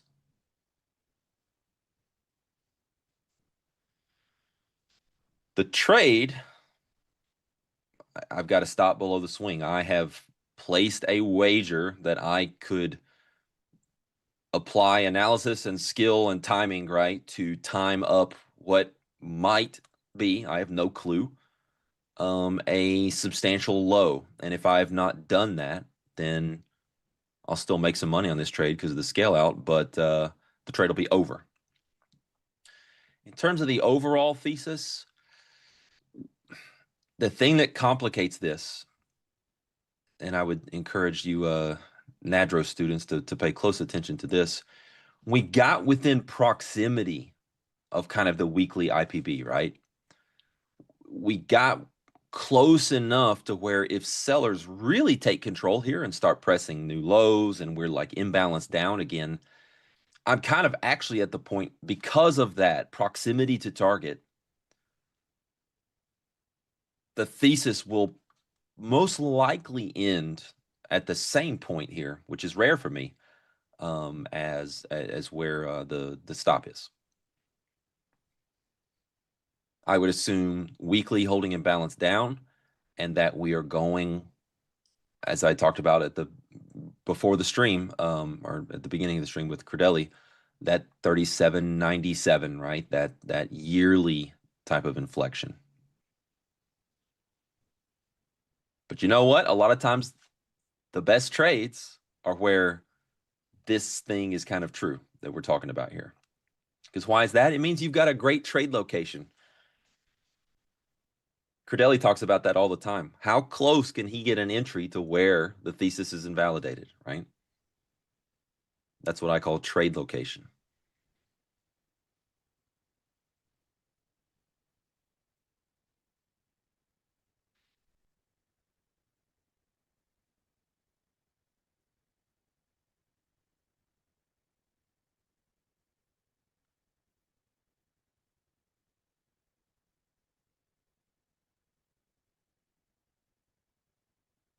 %90 of my trades are not from picture perfect ideal trade locations because I scalp, because I take shorter term stuff.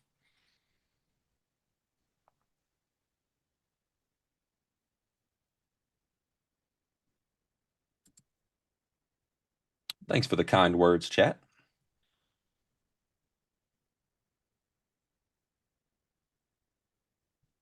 I'm just waiting here, guys. I'm managing my swings, taking partial profits on those.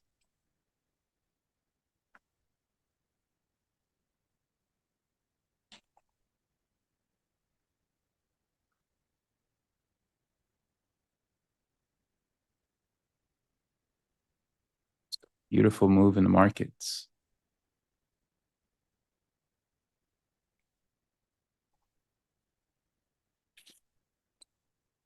The market feels like a momentum stock, right now. Yeah, there's just so much strength. We rotated back into the mags, and because they have a heavier allocation, and you have such a strong, heavy concentration in mags in the indices, the moves in NQ and ES are stronger. They're amplified. So once we rotate out of those, we're going to go into software growth. We're going to see some cyclicals, right? So it's just rotation keeps the market up, and we just can't break lower. All right, so ES is coming back down into prior day high. This is where I want to see if we can hold. And also into that 69.18 area. Ideally, what takes place now here in ES is maybe we can consolidate.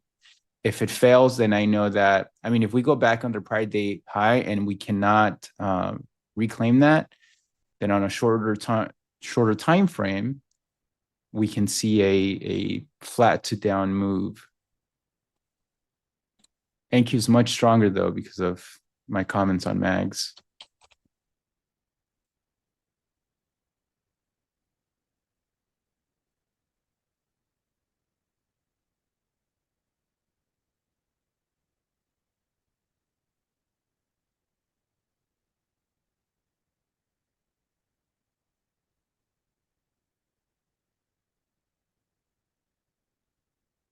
What do you mean the tape is red?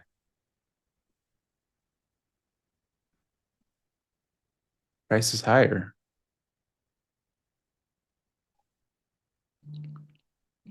Maybe the internals Hmm. or the delta. A lot of people have a different different meanings when they say the tape.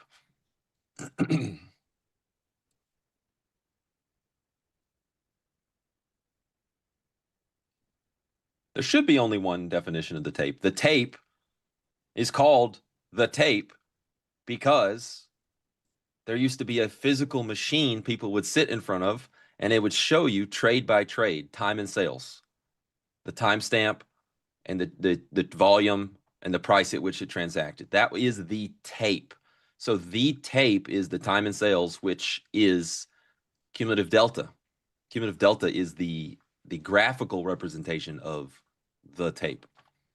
Yeah, or in Spanish, the tapo.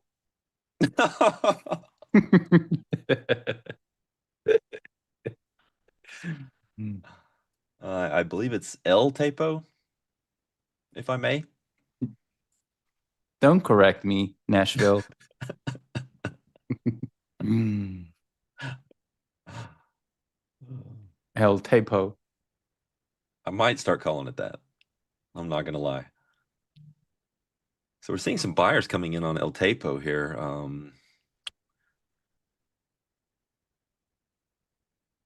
Now, what was I going to? Oh, yeah, soybeans.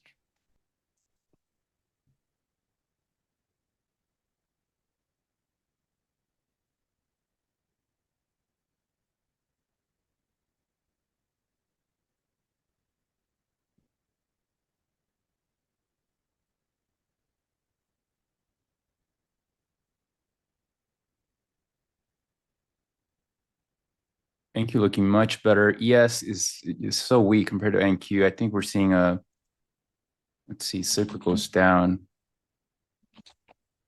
Yeah. The strength is in tech for today.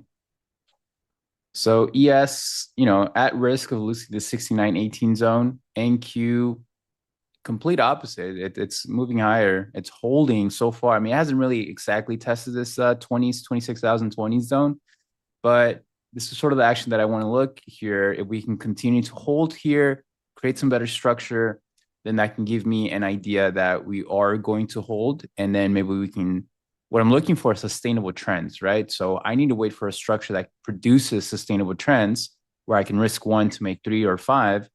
And until then, I have to wait here. But so far, very good action. And we'll just continue to see if it'll hold or not. Yeah, RTY pretty weak.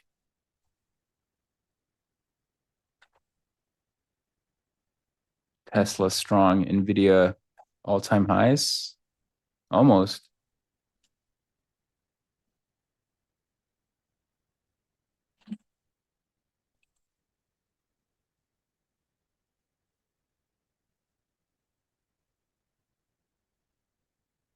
Yeah, Leo, I talked about this earlier. The target is that weekly inflection. It's just a short-term reversion towards that.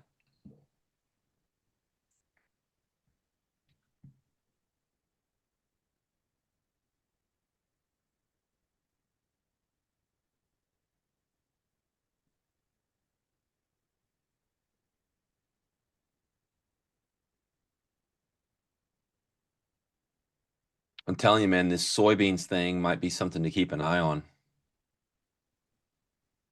And it's not like, oh, now you're telling me like it's too late. It's like, no, this is still early stage.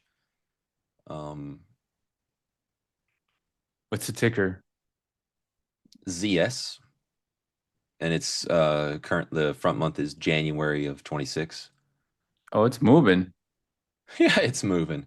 And it's moving off of a year and a half or just over a year long massive base, right? I know you stocks guys love your bases. Well, this thing We love a is good base. like if what's his name, Peter Brandt or whatever, This to me looks like something he'd get really, really interested in. I mean, he would most likely be saying, "Oh, inverse head and shoulder." On what time frame? On like the weekly or monthly.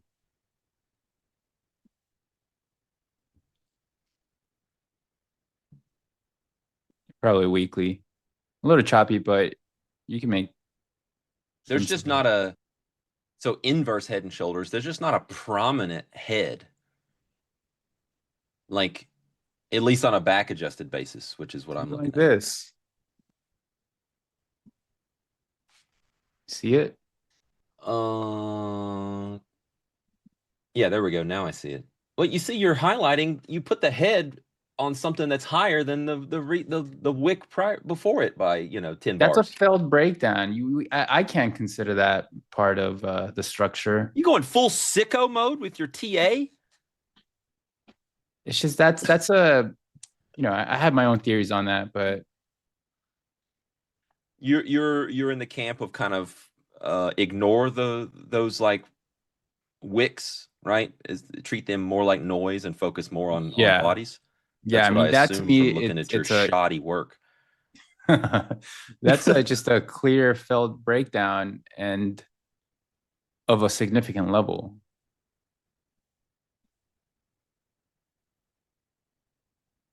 Well, one thing we could all agree on is that this baby has been ranging since August of 2024. Yeah. And we're threatening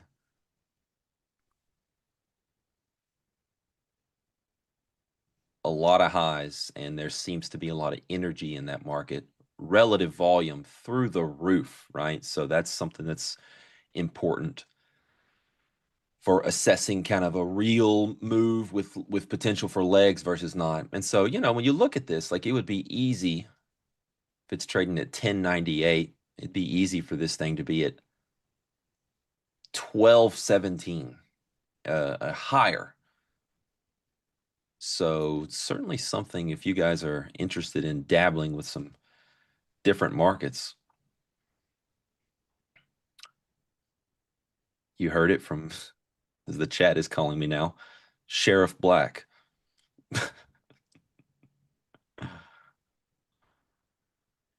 Yeah, it's pretty big divergence here. ES, no sign of life. NQ still holding here. I mean, NQ is being supported by mags and semiconductors, which are nonstop, just going higher.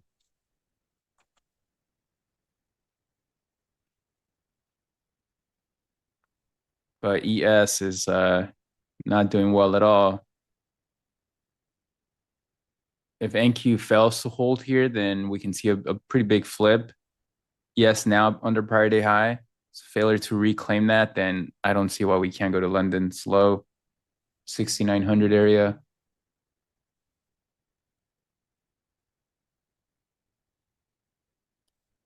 So let's see if we can. I mean, it's pretty. Look at that, straight down.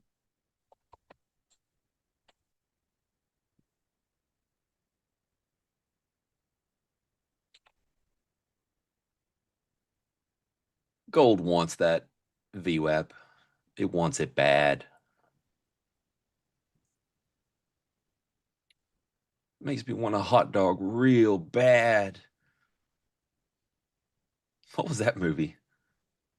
Bridesmaids? Is that what that's from? I don't remember. Do not clip that. They're clipping it now. Yeah. Actually, I just shot myself in the foot, didn't I? Damn it. I don't watch baseball, manual trader. So I did not stay up last night. The game went 18 innings. Yeah, that's pretty crazy. I was watching the other night when it was like 2-2, and then in the same inning it was 11-2, something like that. Look at, gosh, ES, guys, just nonstop. What's nonstop? Yes, it's dropping. Oh yeah.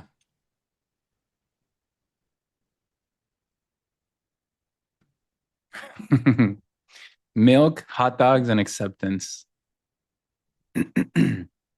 That's Merritt's legacy.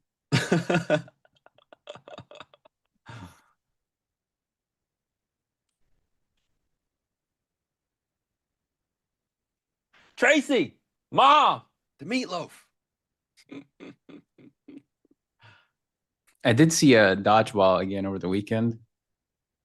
Classic. They hold up. Yeah. Freaking Ben Stiller, man.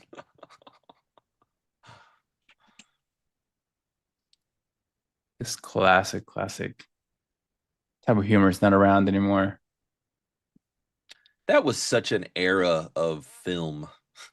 I know it's not like critically acclaimed stuff, but Dodgeball, old school. Step Brothers. Yeah, I mean, all those.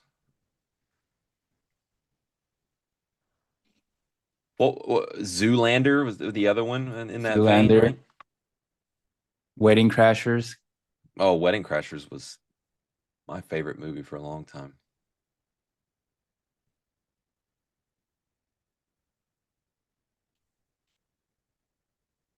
It's kind of like stuff, you know what I mean? Like maybe I'm just old, and chat, help me out on this. Oh, something about Mary, that's another one. Are there less movies like those that are so dang quotable? Like I'm still, I don't know if it's just because I'm old. That was like my, youth era or whatever. But like that stuff is so quotable. It's insane. What's coming out these days where people are walking around like with all these quotes that everyone knows? I don't think it's there. Yeah.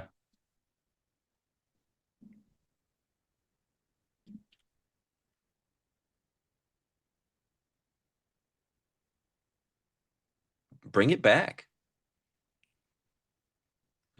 We all need Dave Chappelle right now more than anything. Let's just make fun of everyone. Rat Race. Rat Race. Oh my gosh. Euro Trip. Oh, what was similar to Euro Trip? Were they driving around from Harold and Kumar? No. They confused the two cities. What is it? It's around college campuses, but they're going to a city to save something in a bus. People are saying road trip. I don't think I've seen that. What? I don't think I've seen it. With Tom Green? Mm-mm. Yeah, Road Trip. That one was funny too.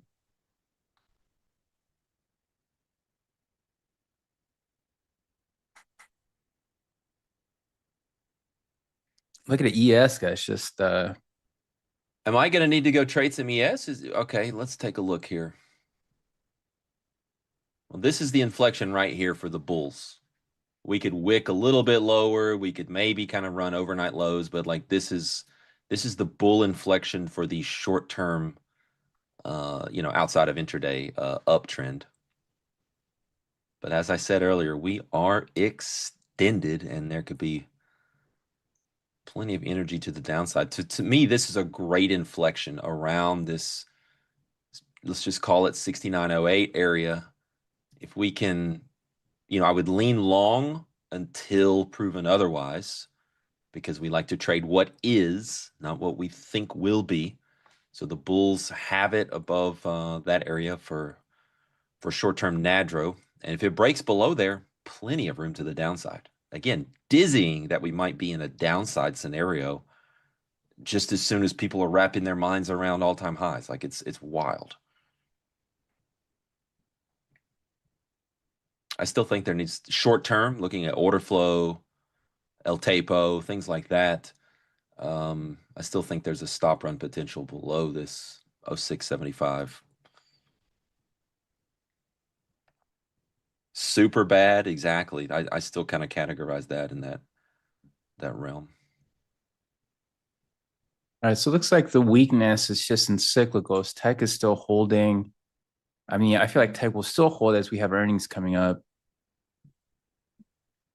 So I'm thinking ES finds some support here. We're into that. So if I go back to my hourly structures here, ES is back testing the overnight breakout here. So scenario one is that we can back test this and bounce. Obviously, now we don't know if it'll bounce yet, but it's at the first area of support, while NQ has really not given up prior day highs. So in a more normal bullish environment, maybe we're not this extended. What we could see is ES bounce and then NQ lead to higher prices. But we're pretty extended, so it makes me think that we can see a little bit of a further pullback, maybe to overnight lows.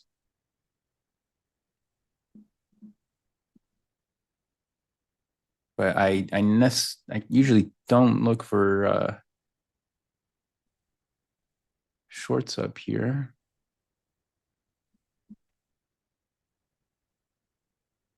Yeah, Kevin got it.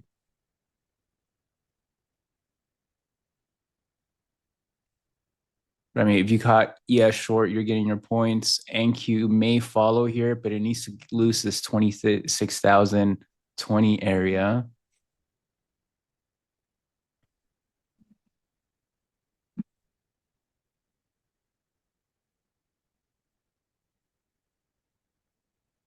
Advanced decline and cumulative tick are decidedly negative.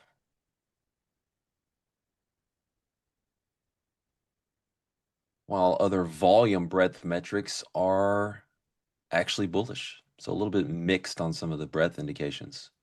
Wow, look at gold right back up. You know how we do.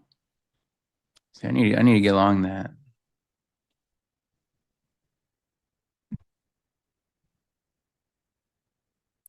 All right, so NQ just tested that zone while ES.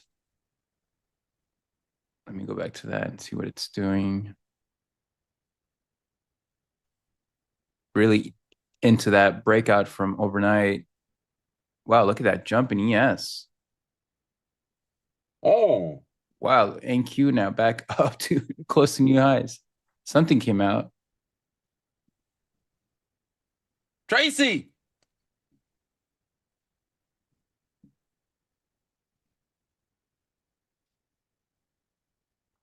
Let's see.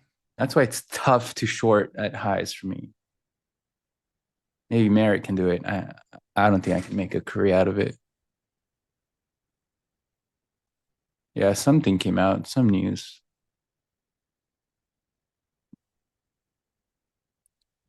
But so far, it's a little bit of a range bound action here. I need a better structure here too. I mean, that was a good test of this support zone. And ideally now, if we can wedge up here, then we can have the structure that I want in order for me to consider a long here. But until then, I just have to wait. We're a little bit back and forth here since for 45 minutes now.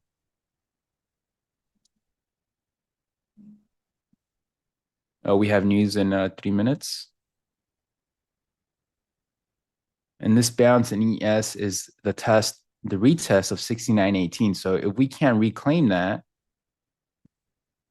right, and do something like that, then you know that we're going to build some value under it, form acceptance under 69.18, aka prior day high, and then acceptance below prior day high.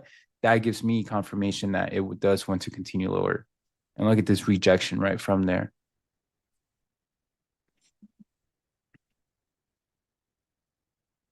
Consumer confidence here in a couple minutes, as well as new home sales. I mean, I look at the econ calendar these days, and I'm not even sure like what's actually coming out, or because it's just not that important to me. But anyways, that's what it says. Yeah, I don't look at it. I get reminded of what's happening.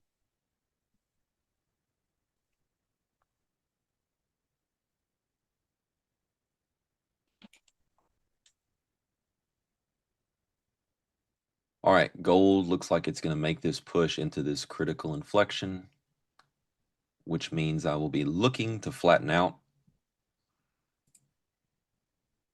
Let's see what it does.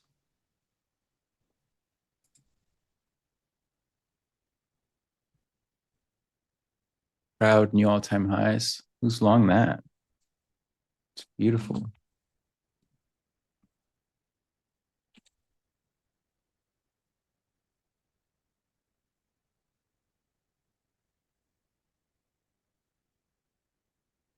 Bitcoin's All right, strong. let's into it.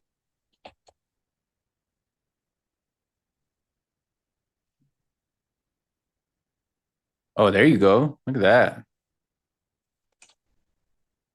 You know how we do. That's where the action's at. I don't have any setup here. I think the best setup for me was at 9 a.m.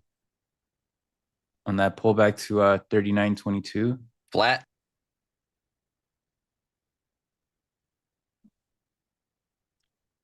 Great trade. Gotta love the anytime you get in that, about like you did that last week on that that S&P long. Anytime you get that 0 ticks of MAE, Oh yeah. it's good stuff. Oh yeah. Yeah, clip that.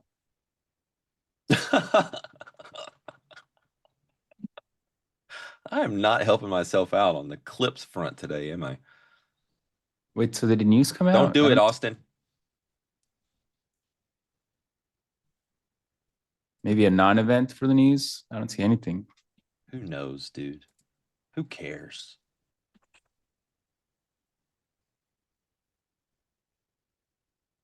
Just buy All right. gold. So you get out full completely? I'm out. Yep. Consumer confidence coming in at 94.6 versus the expected 93.4.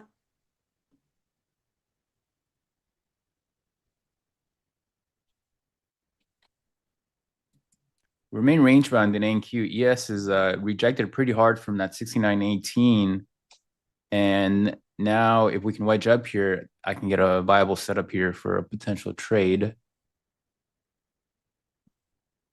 But if NQ cannot break lower, then this is a correction through time that will lead to a new push higher.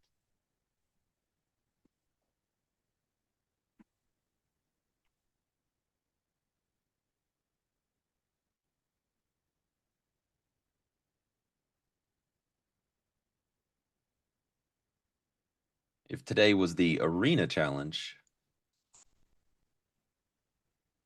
How do you I think would you'd do? already be probably flipped to short gold. And you would have been stopped out? No, no, no, no. I mean, like, right, up here at the highs where I just came out of the trade, I'd say, okay, that's potentially a top. That's why I'm coming out of the trade, right? Is because it's potentially a top. So if you're going, full sicko mode, which I will, if you tune in next week, then lean on that area aggressively instead of the conservative exit into a target. If it's a good target, you might as well take the other position.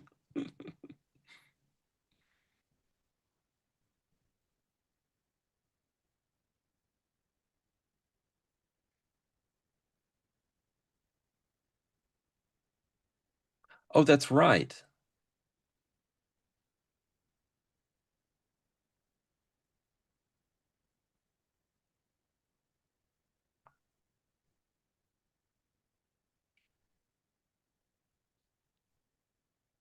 Someone said yesterday we can't win the finals. Is that true? We're not eligible? I don't think that's true, but somebody said that, right?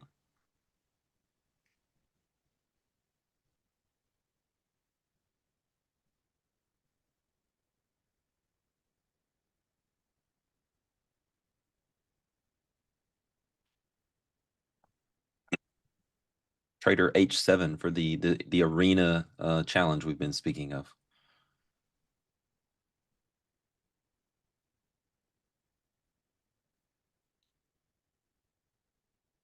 Is it just like, oh, that's not a good look if we're putting on this big, cash event and someone kind of internal takes the cake? I guess that makes sense.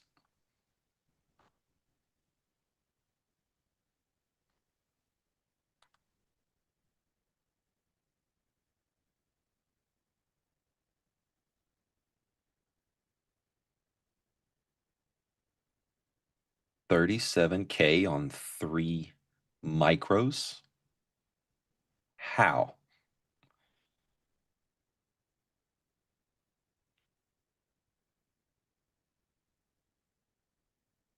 NQ remains pretty flat here. ES is holding this breakout. By breakout, let me go to the 15-minute. This is that range breakout that we broke out of. So we back tested it, and now we're attempting to reverse from there. NQ's holding up here. Let me see if we have some. Don't have that clear of a structure in NQ, but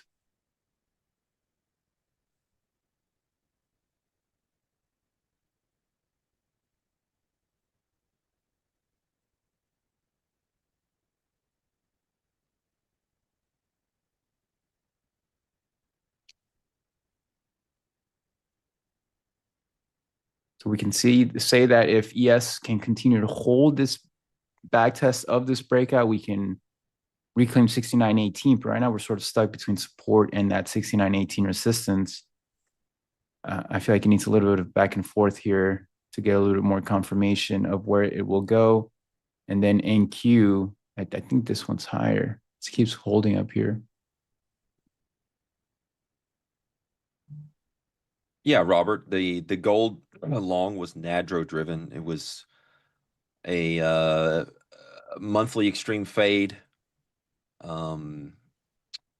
with a reversion to an imbalanced week, which is why you see me come out of the trade aggressively versus trying to hold some type of a runner, right? Because it's a play into dissonance, but it's a magnet. So it was a combination of those two higher time frames. And then you get the fresh condition shift on the intraday chart. Bada bing, bada boom. NADRO trading.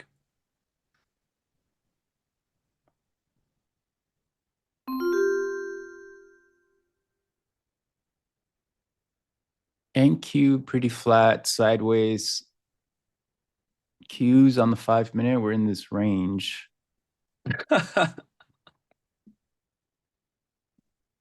What did I miss?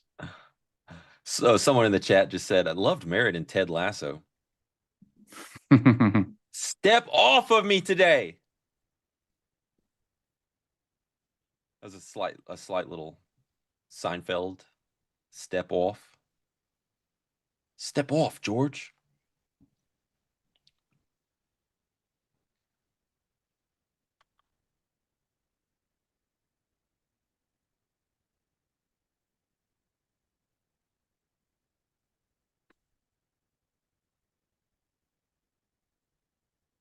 Does Jim know that he says the Bitcoin?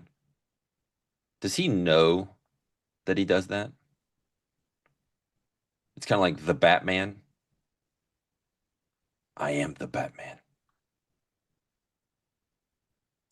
Do other people call it the Bitcoin? Am I out of the loop on that? Or is that a Jim special? Bitcoin? Yeah, he calls it the Bitcoin every time. Every time he says it, he calls it the Bitcoin. And I love it.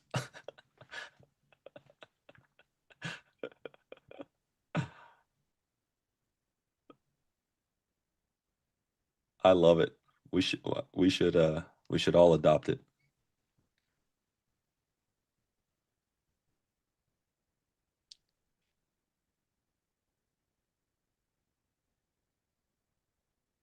All right, so NQ's developing good structure here now. We're continue to hold above prior day high.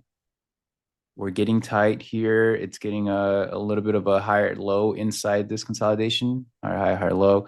If we can continue to build here, then I'll look for a long on a breakout and see if we can push up to new highs.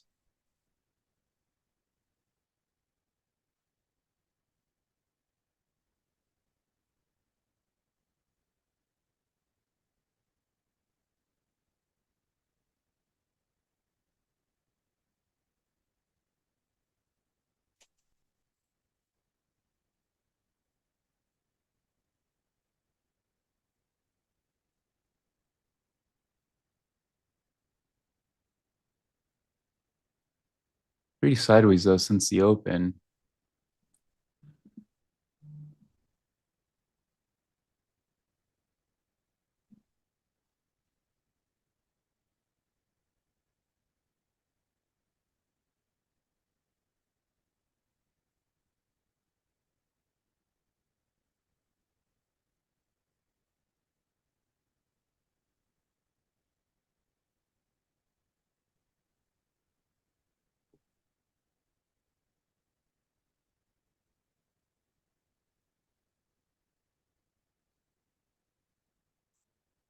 Thank you, Crude Walla. Very kind.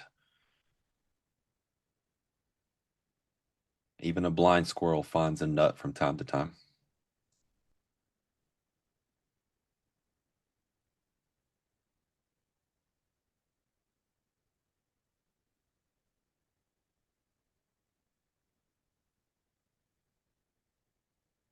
There's finally the sellers after we kind of wicked VWAP in gold.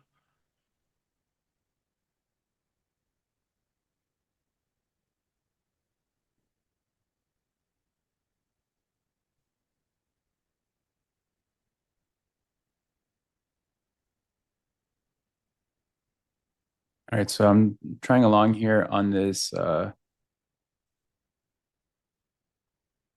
potential break. Not a bad position. My entry's a little bit on the aggressive side as I did not wait for the breakout. Yeah, I was going to say it's a little choppy, but yeah, I Yeah, definitely see what you're seeing. I'm not a fan. There's the gold short. We should have theganed it.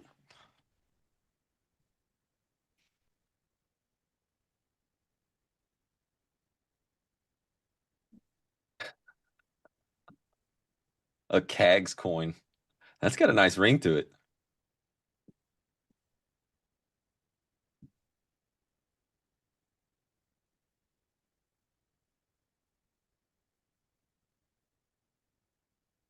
I used to conserve some tennis balls in the 130s. Tennis was my jam. My shoulder's kind of messed up now.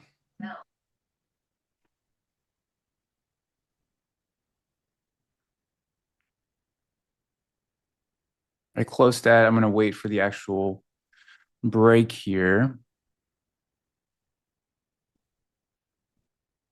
I do like ES short, but where does support?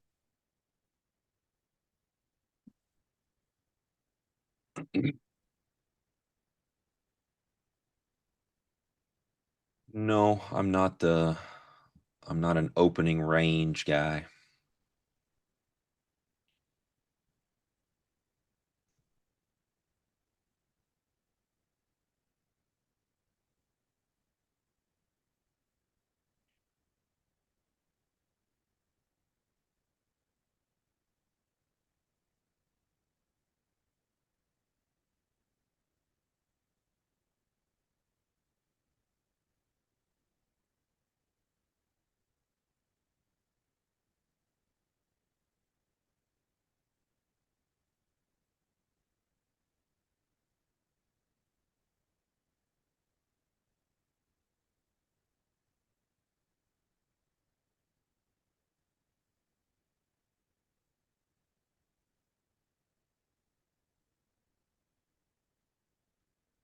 Market, the S&P is kind of like shaken up, you know? It's like you had that huge spike and then it's kind of just like, okay, what's going on, right? Like I still think it's the bull inflection though.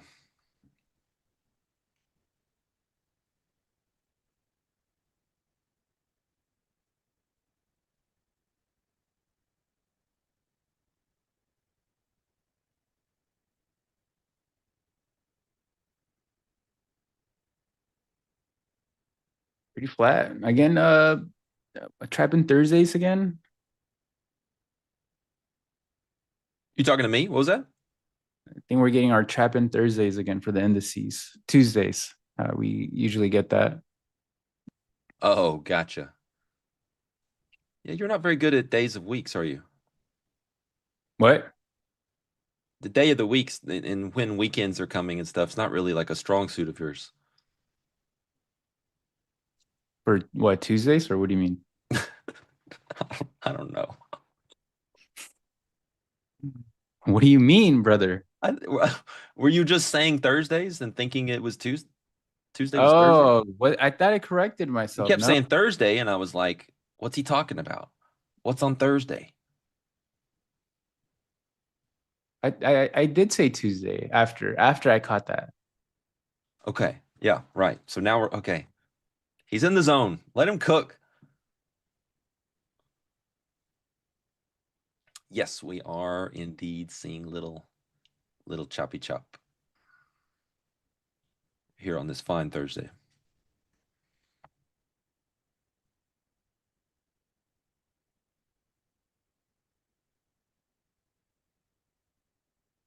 Yeah, it's pretty sideways.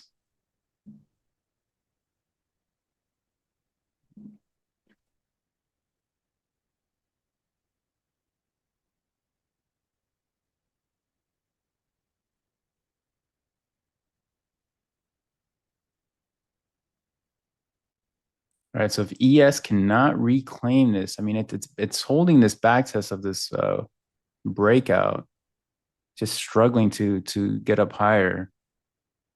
I mean, these 5-minute candles are just back to back for the last 20 minutes. Probably getting ready for a pullback here. If there's no follow through higher.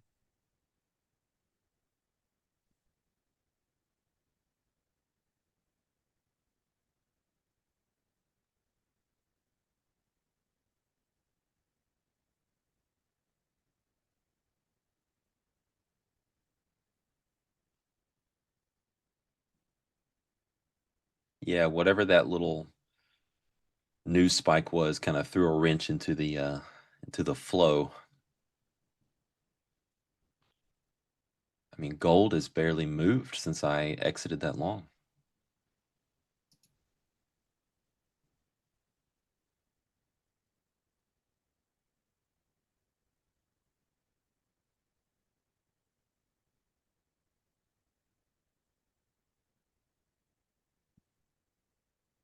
Now it looks like I'll go through a stop here and then ES can reject.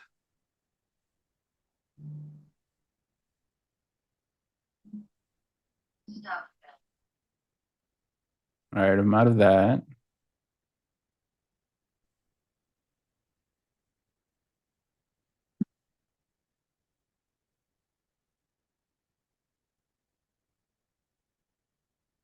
Does ES come back down now and take out, or maybe attempt to move to London slow? But NQ pretty flat since that spike. Yeah, it's been an hour, a little over an hour.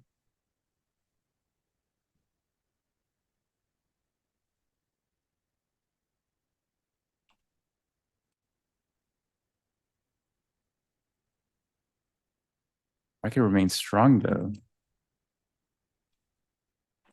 Fiber optic, there's no good trade location for me in the euro.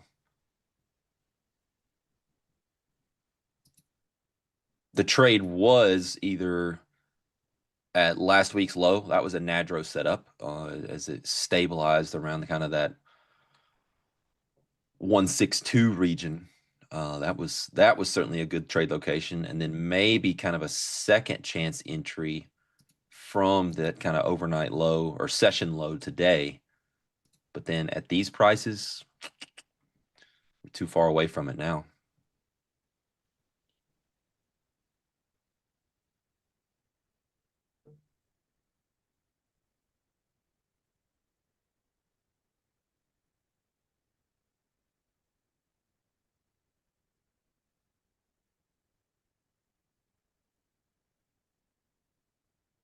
I feel like gold can be choppy a lot, no?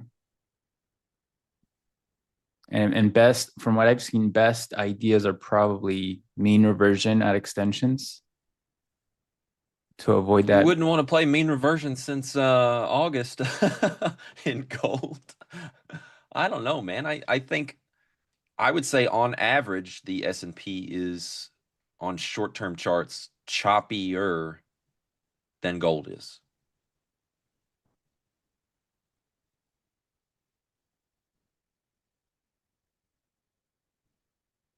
Are there certain time windows that you see where there's more volume in it? Is it like traditional RTH? No, it has a different pit session. I believe it's 7:20 Central instead of the 8:30 equities open. Okay. Up until when does gold close? 12:30 Central, I believe. I believe and I think Allah. 1:30.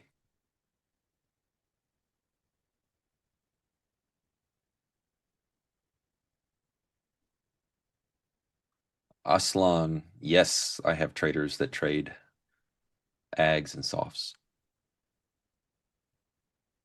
Yeah, Tesla's firing on all cylinders.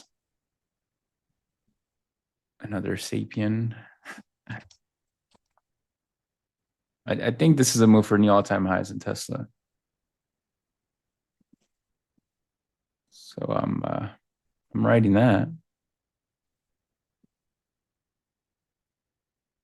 Did you get involved when they did what did they do maybe like 3 or 4 years ago? It was was it an inverse split or whatever?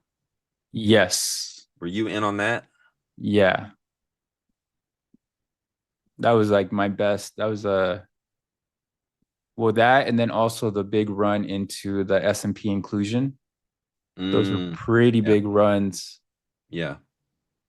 The split, it was if I recall, it was some negative, like you had to like take heat for a while during that sequence, right? But then it started the rebound and did really, really well.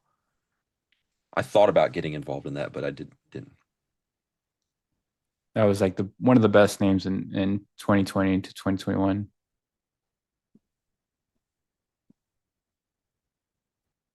Little case of what's not happening here in gold. Those sellers are, yeah, sure, they've defended VWAP in the sense that they've like stalled it out, but they've been unable to rotate this thing lower. So that's not good short term for bears. Not a trade opportunity for me, but that's the commentary.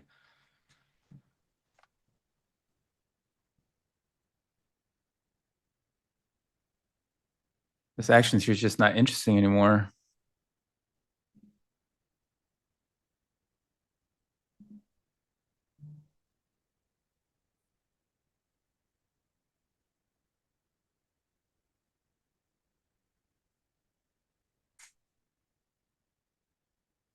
How about now?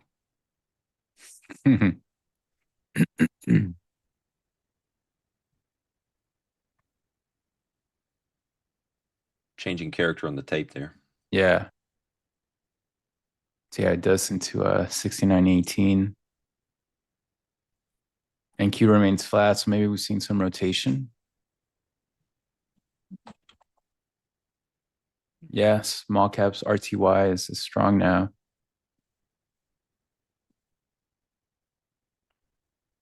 Burning Dawn, I don't have a platinum chart book. It's not a market I follow. Silver, gold, copper, more than enough to present me with opportunities in the COMEX space.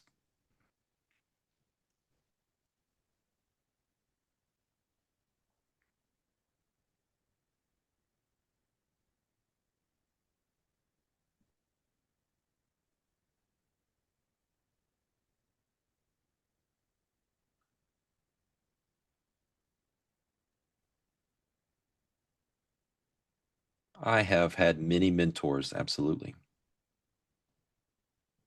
When I started, when I was still in... You said 1995, right? I got obsessed with markets, and I think it was 1999 when I was in the 6th grade. And I started reading books on trading and investing and stuff. No, you First did mentor not. I had, my my parents, someone we went to church with, they brought me to. I was in the 6th grade. They brought Really? me to sit with them. They ran like an RIA or like a, I forget who they, no, it probably doesn't matter. They were like financial advisors, right? And they showed me some charts. And I remember them saying, like, like we don't lean on this stuff very heavily for what we do, but they were kind of like technical analysis people. They just were telling me, look for W's. You see the W's on the chart when you find W's? They were just kind of teaching me that. And then when I was in college, I was a molecular biology major, and then I watched the movie The Pursuit of Happiness, and I changed my major to finance the next day. And I owned one tie, and I put that tie on, and I walked across the street from my apartment complex into an investment advisor office, just cold walked in and asked for an internship and got an internship.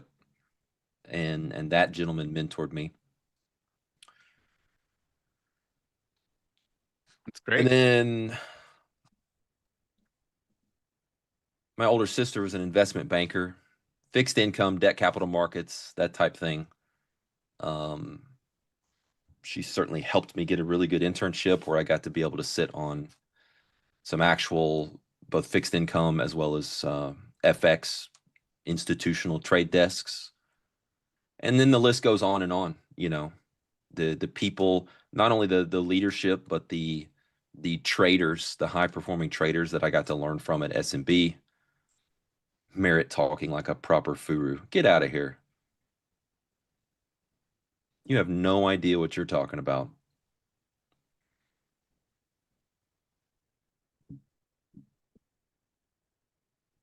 You started early. In 6th grade, I was in ESL. So Well,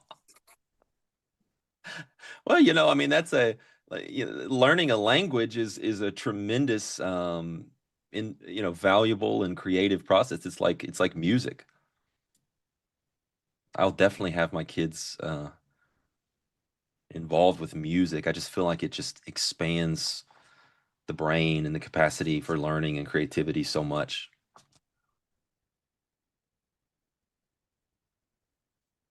pretty flat. Yes, and Q. Gold is the place to be.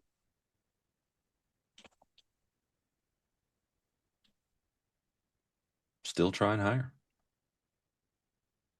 Tips for getting internships.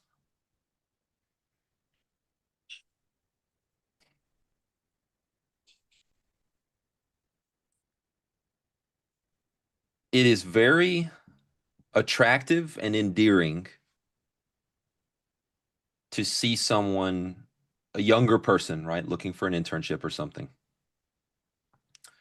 It's very, very attractive to see them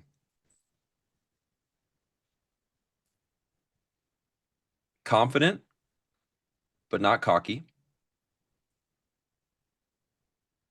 Humble in terms of they don't know what they don't know. They're not trying to act like they've got it all figured out from a young age. They're wanting to learn. Confidence in terms of reaching out, things like that.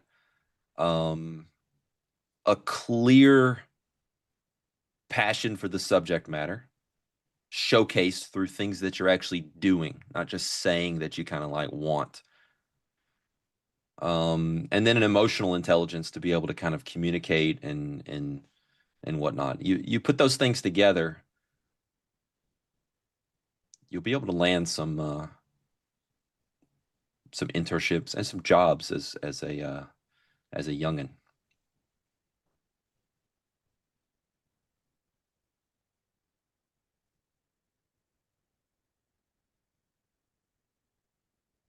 Pretty divergent tape here. Yes, a little bit stronger. NQ a little bit weaker, but both are now filling out a range.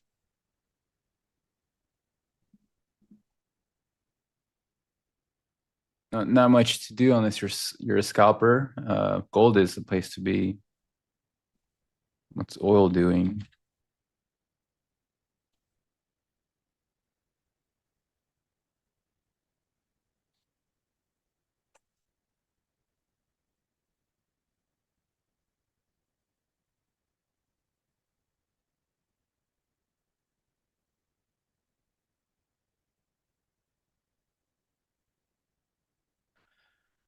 Well, you know what? You get to come in and have an internship every day with markets. That's for sure. And that's one of the most beautiful things. You know, Chris and I, um, you know, come from very different but similar type of backgrounds. Chris and I are blue collar. We are absolutely guys who, again, like, you know, yeah, I you know, whatever.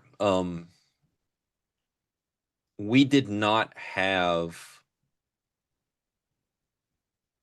wealthy uncles or, you know, connections into Ivy League or, you know, all these kind of things.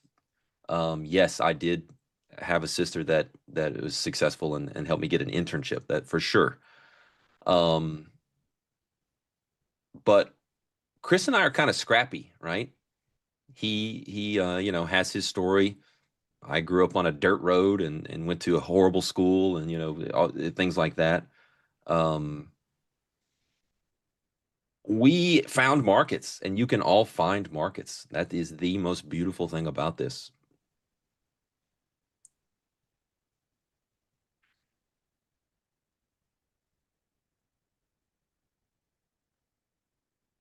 Oh, that's it.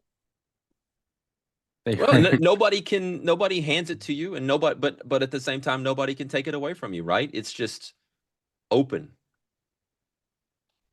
Yeah. The key thing that Mary and I have gone through, and that other, you know, have gone through, is that the choices that you continue to make as you go through this journey continue to align with the goal that you started pursuing, right? A lot of times you're a certain time in, and life happens. Choices then need to be different. Maybe you now have, you know, you're starting a family. Maybe you now need to relocate. Maybe there's a life event where you need to help your family, right?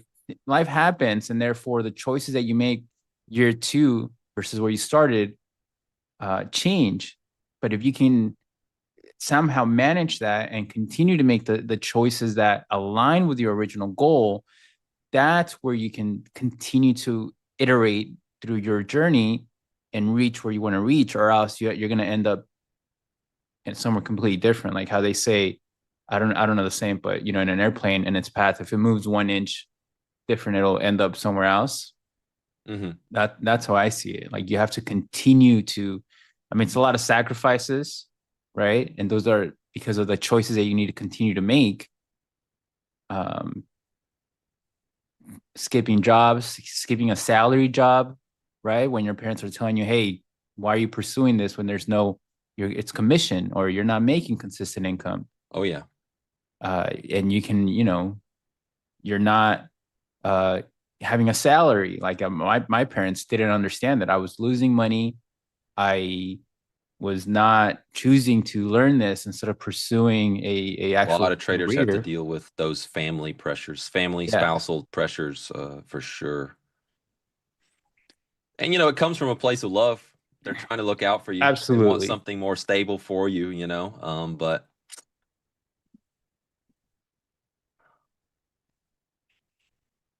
you couldn't keep me away from markets no matter what. Yeah. It changed my life.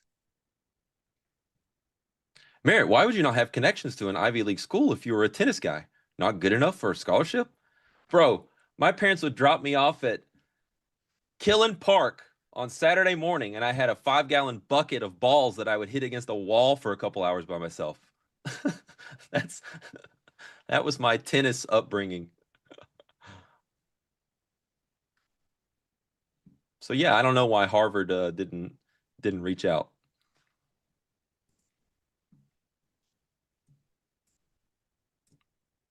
There's absolutely nothing happening in ES. Just stuck between support and resistance. Attempted again at 69.18, failed. NQ, can it break below this 26,000 area, or does it revert back up?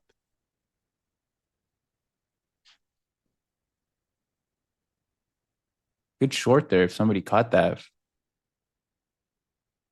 right from here.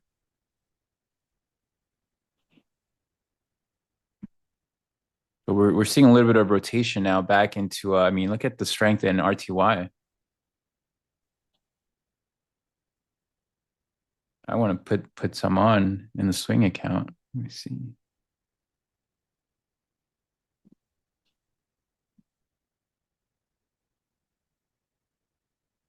Yeah, Paolo, certainly, jokingly mentioned, if I was in the arena challenge, maybe looking for a short in gold, but then my later commentary was around, look, what's not happening, right? Sellers are not seeing this, even though I exited my trade into the VWAP area because I respected the potential bearish thesis from that zone. Sellers have not taken control from there, right? It's been a case of what's not happening. So, no, yeah, like, is a down rotation the most likely type of rotation short term from here? Sure, but I don't love it. I absolutely don't love it. It's not a good trade location across multiple time frames. It's just that we're at this kind of like weekly inflection, and so far we haven't seen anything from sellers.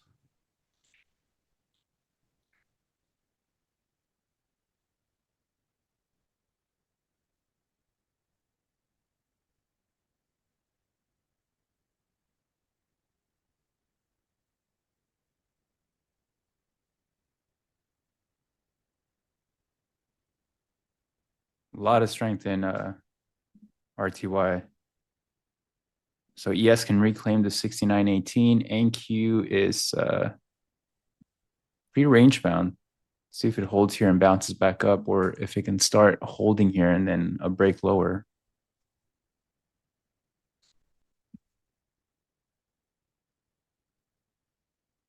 We have mags now coming back down while we rotate into cyclicals. Dom replays. Happy to answer your question, but I don't. When you say divergence, what is divergence? Divergence requires two things, right? Diverging from each other. What do you mean by that?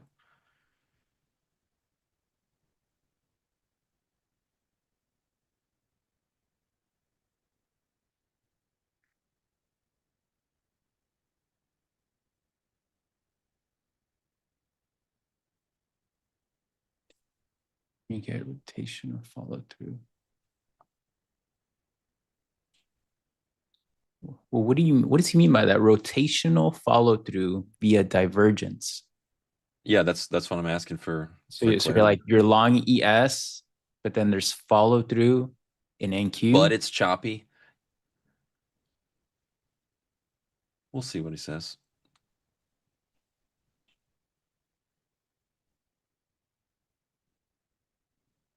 Pickleball's fun, but it's not something I would ever get serious about.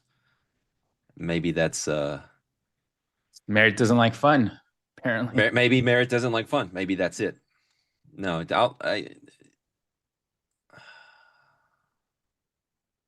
keep my opinions to myself, but I like tennis. I like golf. SMT at the lows, Solino? Yes. Yeah, but to me, I don't consider those as, for me to consider something like a divergence between the indices or an SMT, both need to be in a downtrend into support, and then the SMT shows up. Right here, you just have completely different tapes. I mean, ES has been going up since for the last 30 minutes, and NQ has been going down for the last 30 minutes. So for me to then at that point say there's an SMT, the structures weren't there in the first place.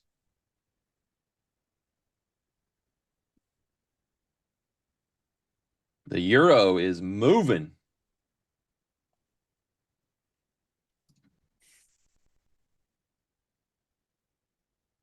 Soybeans still going higher.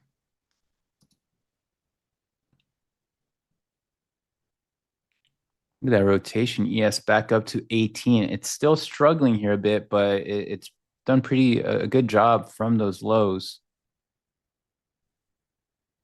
It really needs to reclaim this 18 zone and just getting rejected again for now. If it can form some acceptance up here, then it can set up a push to new highs. But really, both indices are sort of range bound.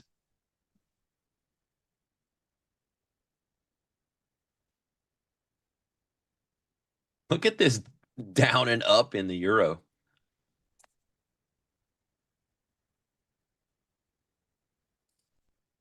Look at it. You can look at it on the this 30-minute chart,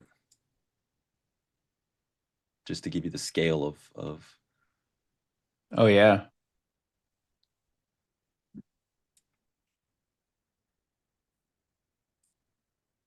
That's a move.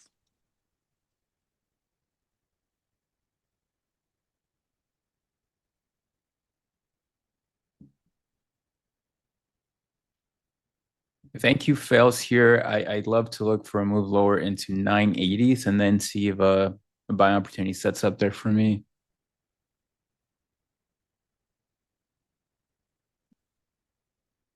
Nice rejection so far.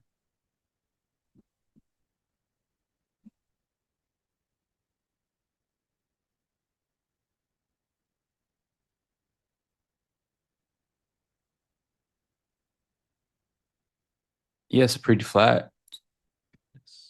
Almost for an hour now.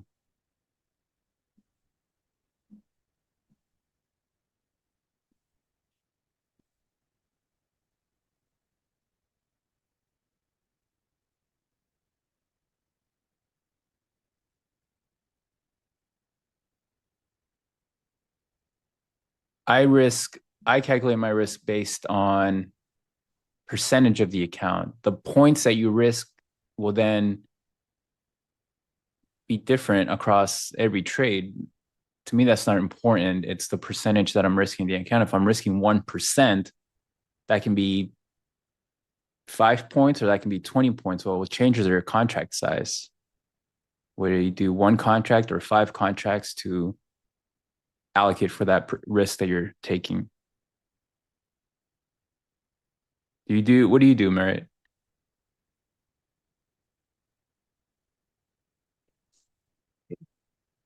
Start with capital constraints, whether that's, whatever your risk of ruin is, whether that's personal account, prop firm risk limits, whatever it is. From there, come up with kind of a daily loss limit that you'd like to have. From there, how many attempts per day do you need? Which gives you what I call an R value, a dollar amount that you want to risk per trade. And then for every trade that you take, size it appropriately to try to target that risk level for each trade. All right, so Dom Replays is coming back to us about following up on his question, or hers. 95% chance I'm the him guess is right. So they shorted and scaled out. However, forming a wedge. Other sectors showing bullishness. Price hasn't revisited above kind of his entry area, but the sectors are rotating. This is a process question. This is not something that Chris or I could answer and say, oh yeah, let me tell you, here's how you handle that. What's your edge? Where does your edge degrade? What type of sector rotation or severity of it or whatever you're tracking historically for your trades indicates that you should now be out of the trade. That's the answer. We can't answer that for you, especially me. Chris could shed some insight on some of that stuff, but that's not an area that I have any expertise in.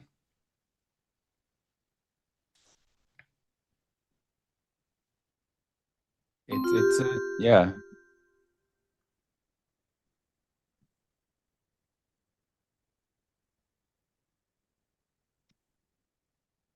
So you're short and tech is weak. Don't you want that?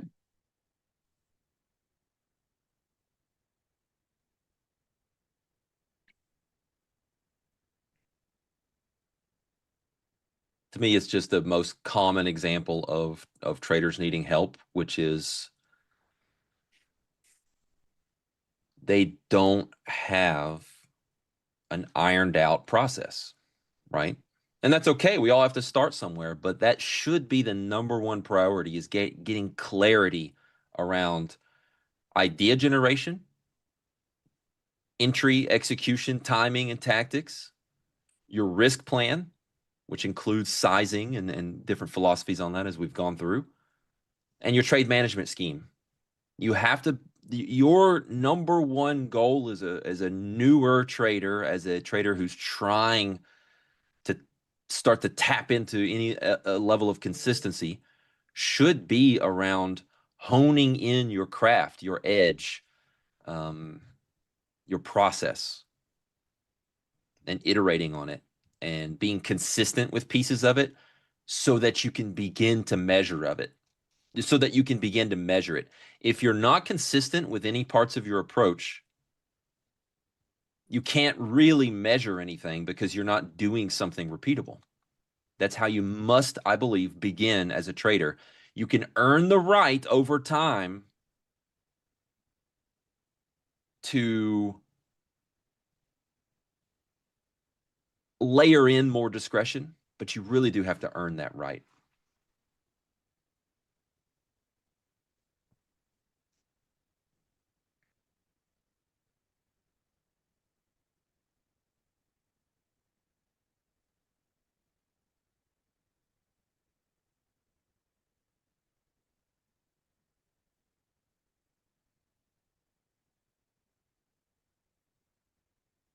Austin asks, how do you pay yourself when trading? Weekly, bi-weekly, monthly, basis percentage of earnings? I think for traders who are not trading on a desk, therefore they don't have a risk manager that knows what they're doing and the ability to lock them out and things like that, right? Some oversight, which is just critical for long-term success, I believe. A reason why I believe that trading prop or whatnot is real prop is a big deal for longevity, for building a real career versus just, chasing a payout. So if you're not in that situation, I believe that you should only keep in your trading account the amount of money. Think of it like operating capital, right? And you know what that number is based on how you're currently trading, the size you're currently trading, the risk you're currently taking. Have that kind of base level, and it doesn't really matter. At the end of every week, whatever, pull out anything over the top of that. Pull out anything that's going to be sitting there unused, susceptible to you going on tilt or something happening, some execution mistake, not leaving an order in that you didn't know about, all kinds of things, and pull out the rest. It's a risk management tactic more so than I want to pay myself XYZ. That's how I would suggest people initially approaching account balance, withdrawals, those kind of things.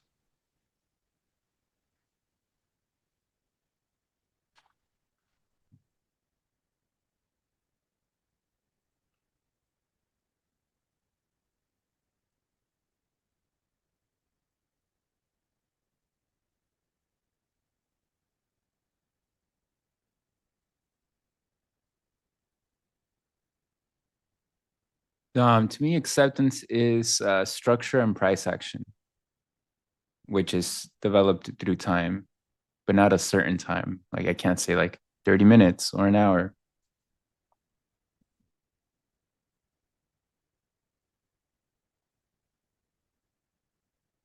Yeah, and Austin, absolutely take advantage of any and all of the tech features from Tradeovate, NinjaTrader, from wherever, to set limits and whatnot to protect yourself from yourself. I know that's something that I can speak to.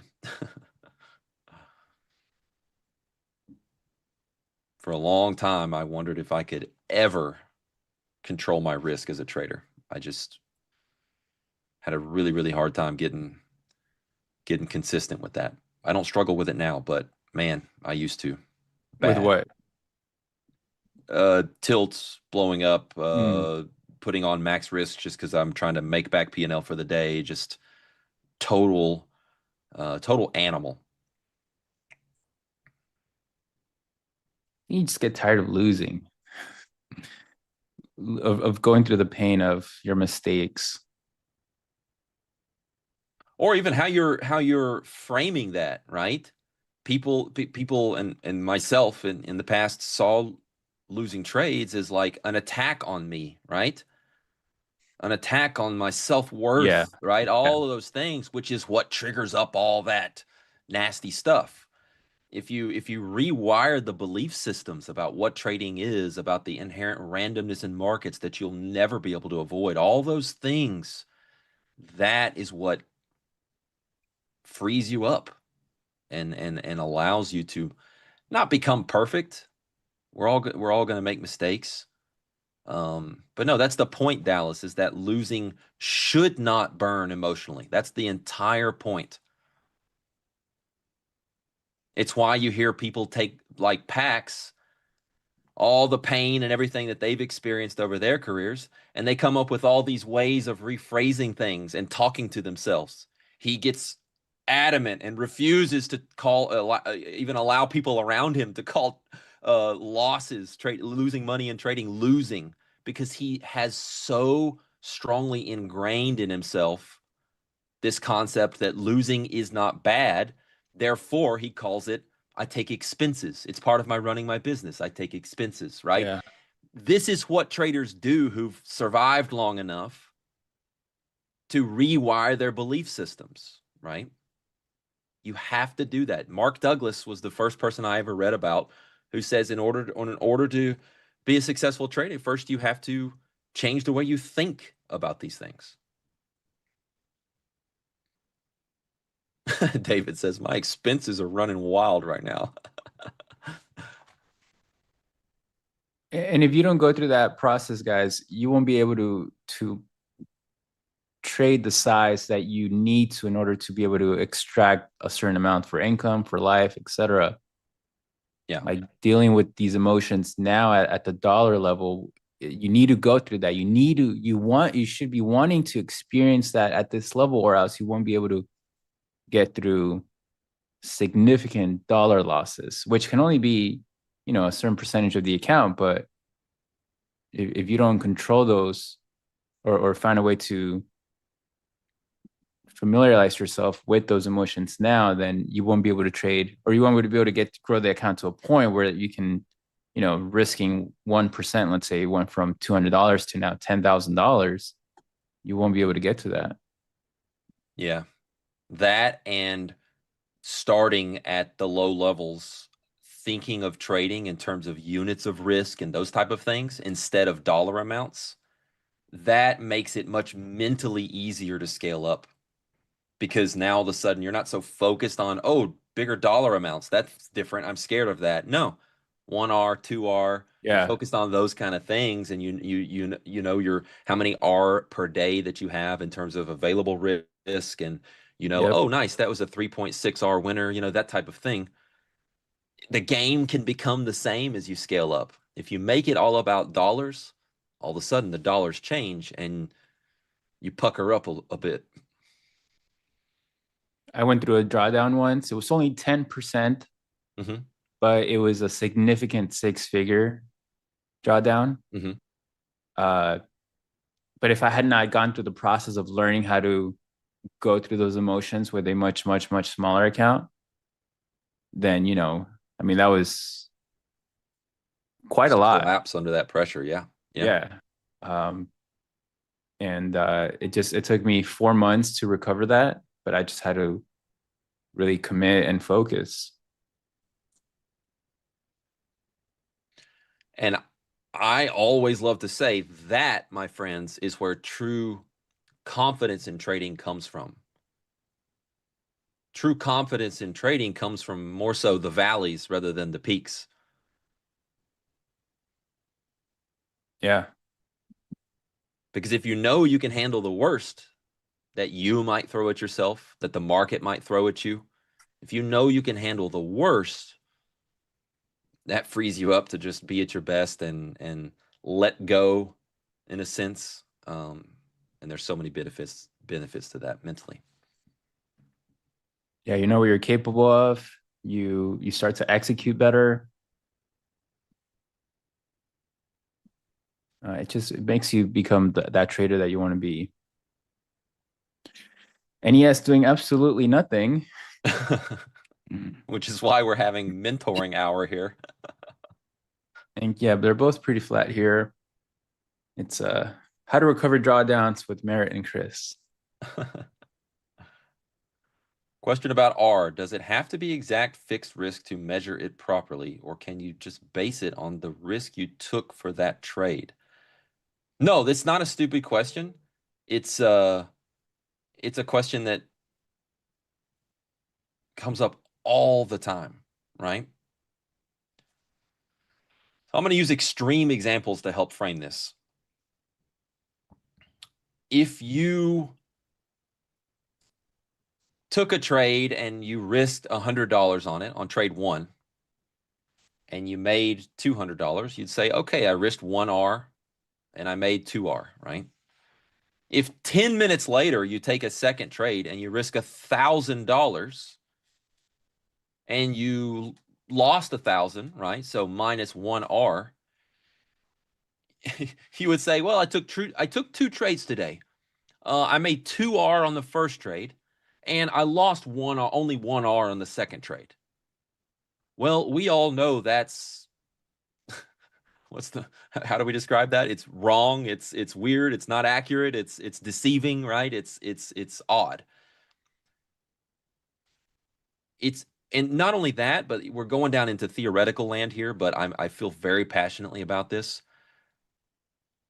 As short-term technical traders, you have no freaking clue which of the next trades are probably going to be winners, which are probably going to be losers. You just don't. Track it for a while. Prove it to yourself if you do or if you don't. So why would we want to 10x our risk on one trade just because of some conviction levels or something? It's not. So R, in my opinion, does equal dollars, Aramis. That's kind of my point.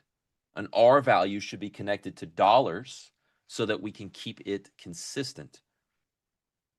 And so when we talk about I made 3R today, it's meaningful. It's a real thing. Yeah. When you don't open up randomness in terms of varying that risk trade after trade. There's a lot of reasons for it. I feel like I didn't do my best job there of describing it, but it's a big deal.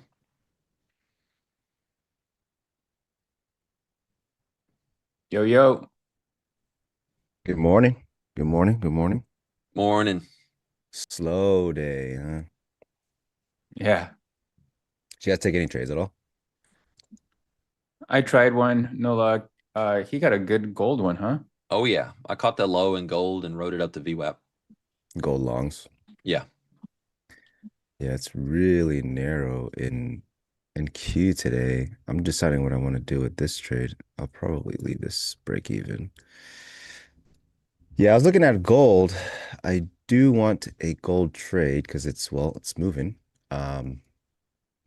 Obviously missed a long, so I'm looking for a short opportunity. This is quite a 1 hour bar, so I'm pretty hesitant. I want to see certain things. I want to see a failed volume build, which could potentially be this one. We're right outside in the low volume area now on the breakdown. So if they can hold that volume here, we can maybe try a move down. I'm gonna give that some time. I think I just got stopped out break even on my NQ long. Yep. So I think the focus might be on gold for this session for me, but we'll give it time.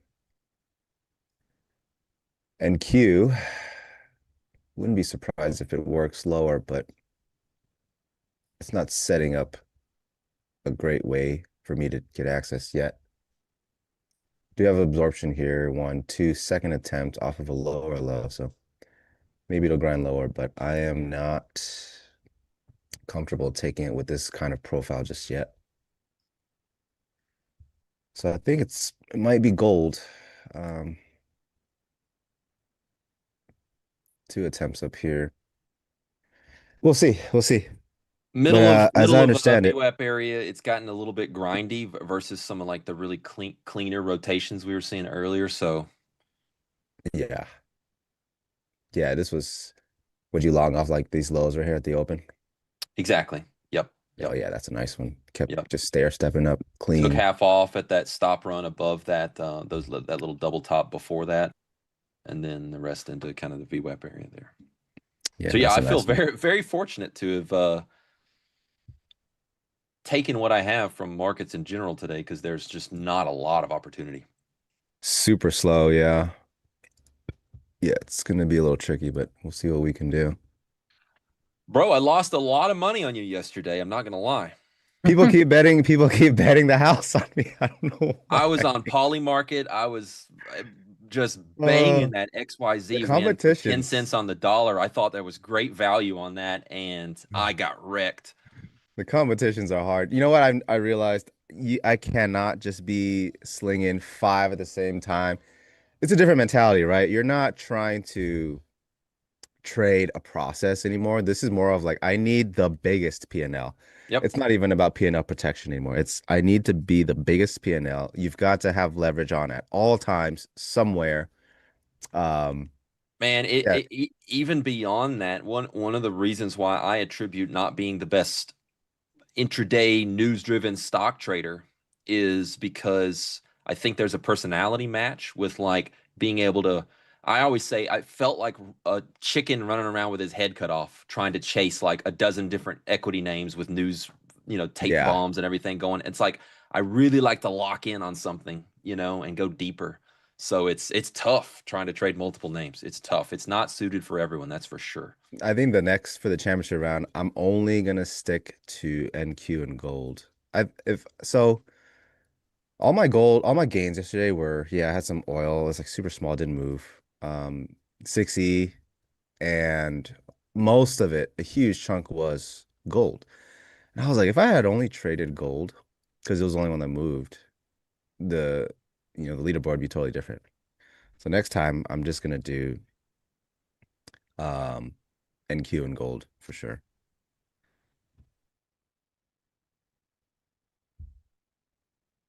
Yeah.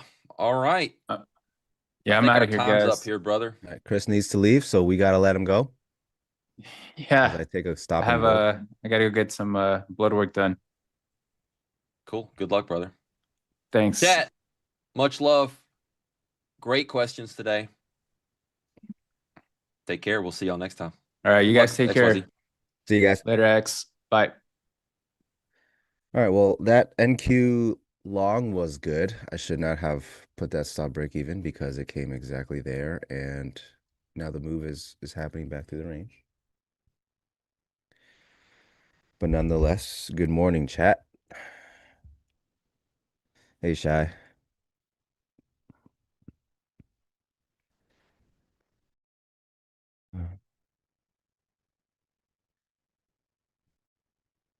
Why the long? Failed breakdown right here. They did find a good chunk of buying. Came up and they retested that spot right here where volume tapers. No go. So I got long right here. Wanted the open for my first set of take profits. Got close, came back, took me out, and held where I got in prior. So that is the long. Mismanaged. I really shouldn't have put it break even. Gave it a little bit more room. Maybe like even 6 points. Just 6 points of room would have made sense and worked out. So you move on. Gold's still just uptrending here. Pretty bullish continuation, 1 hour, these two bars. So be patient, let it shake out. We'll see if NQ wants to extend range. We're only looking at 86. Our vol is pretty low.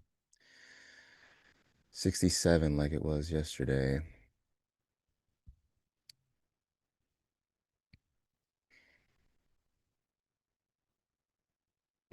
The higher time frame we do see yesterday's value. Globex kind of digested this upper range, and now we are building firmly above it. So if they can leave this range behind, we can potentially find some shorts on the way back down. Or if they just keep holding this range right here, it will not go down. So simply put, right now I'm looking for shorts only for gold. Shorts or nothing. I think he's pretty tricky. Pretty tricky. Up 2K in gold. Nice, man.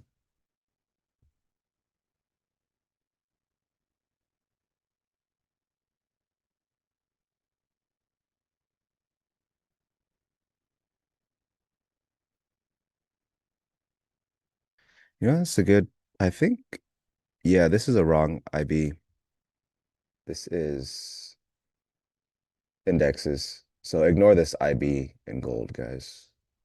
Gold open is way earlier.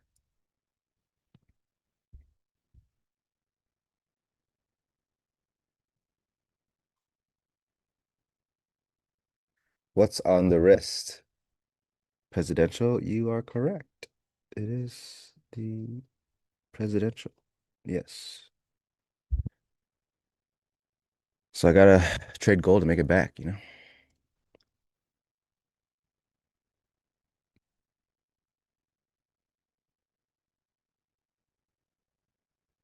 Mandy says, send me a DM. Where'd you DM me at?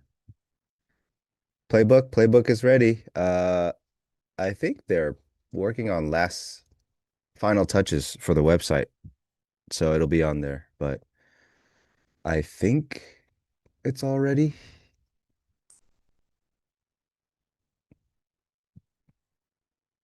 At the same time, I don't know. So pinch of salt.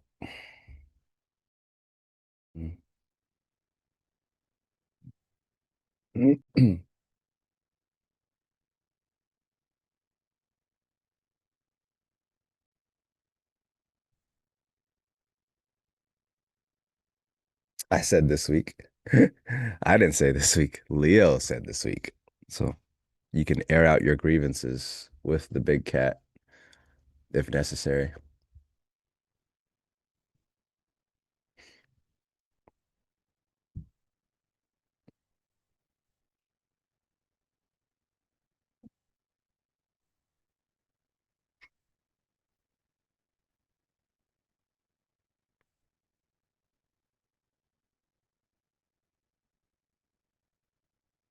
Just waiting for something.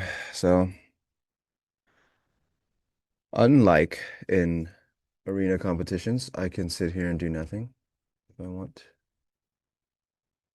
and be okay with it. So we'll do just that. This is literally like the middle of the range in Q. What the market does from here doesn't really matter to me. Willing to give this another shot if we can start trading in the 60, 64 and below. This node again for gold. Gonna see what's up.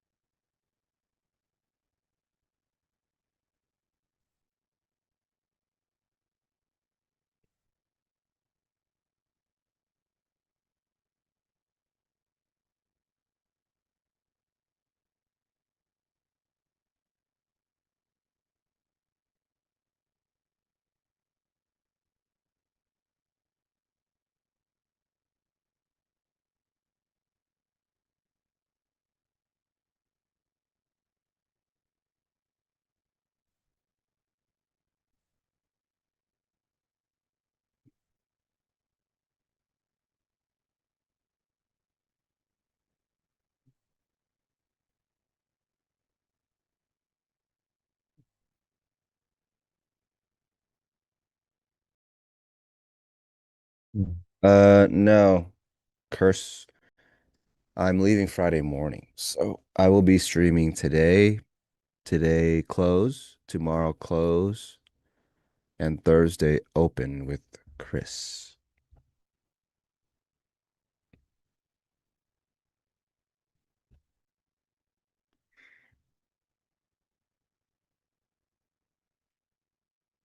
Still grinding up in gold. Same with NQ. Looks like I missed it.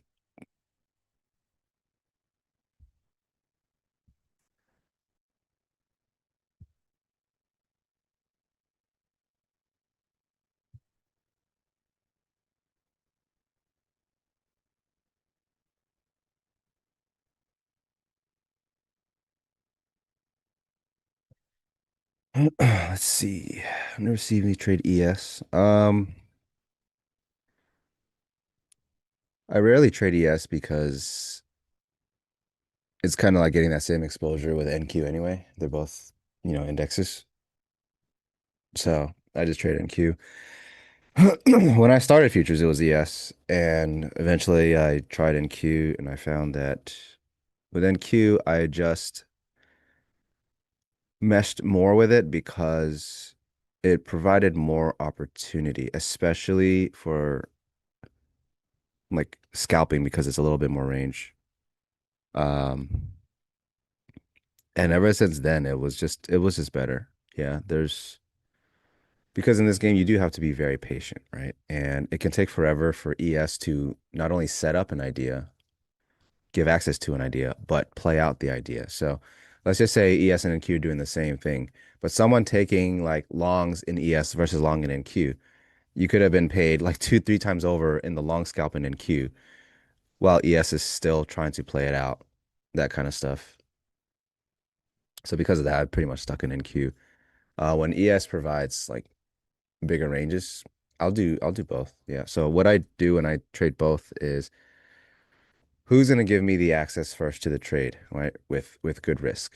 Um, if it's ES, I will take ES. And if and when NQ also sets up that access, I will also put on position on NQ. So I would be in for both. But if I'm getting access in NQ first, I'm going to ignore the ES ladder and just sit on my NQ exposure. So yeah, I think the thing for me is if I can get exposure for NQ, it's good enough. If I get exposure ES, I'm willing to put some more on via NQ if it sets up. But if ES provides the access first, I will hit an ES. Um, so with NQ, if it's NQ first, it's going to be NQ only. I'm not going to enter on ES.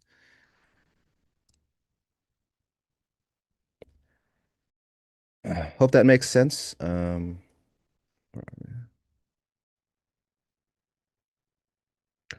Where am I going to be? Tokyo, Osaka, Fuji, back to Tokyo.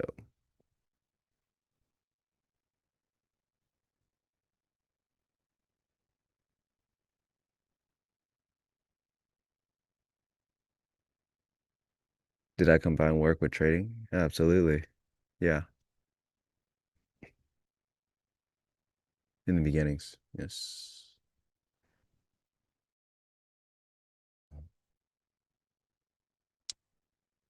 What's up, Norse? You don't want to trade yesterday, so boring. Yeah. Yeah, I can see that already. I mean, NQ's already pretty uninteresting, I'm gonna be honest.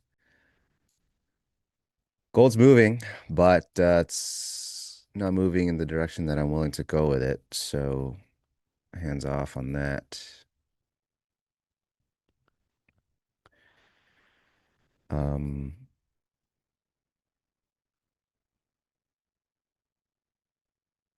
Someone on the chat thinks I'm ignoring them. Not sure how. I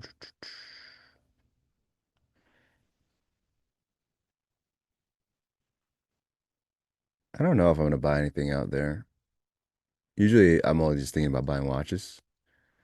But the prices in Japan, although they were very good, they are not as good as they were years back, especially pre-COVID. They're more or less catching up slowly with the global market with watch prices. That and a sliding market. So, I mean, in all things luxury, right? It could be designer goods or cars, luxury cars, watches.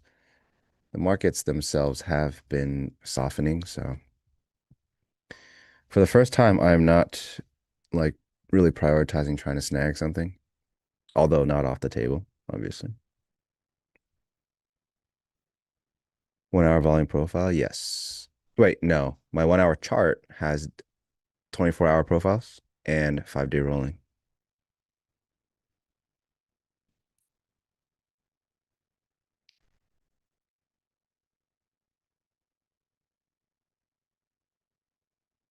Yeah, I've been to Kyoto a bunch of times. I think I've actually been to Kyoto every time I've been in Japan. I think I'm going again from Osaka because it's not too far out. Yu-Gi-Oh cards or Pokemon cards? No. I've always thought about just s slamming a bunch of money down and building the craziest Yu-Gi-Oh deck and going to duel. I know nothing about it, by the way. Yeah, as as a kid, you'd watch it, but as far as how the duels work, like in those actual little card places, I have no idea. But one day, perhaps you will see. I will become Kaiba himself and just buy a deck and go duel. It's like a side quest, you know?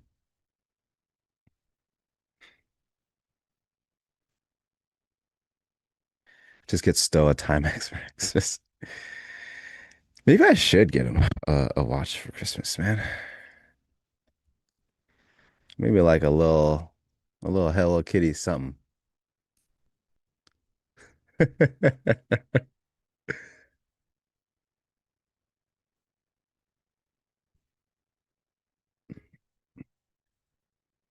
Joe Bader. I'm flipping through stuff. I'm flipping through a bunch of different stuff. Don't want to stay like super zoomed in or like lost in the sauce. So I always look through different things, even like on other stuff I have out here. I have other time frames and all that. Yeah, don't want to get lost in the sauce. You want to stay objective. What's happening, what's not.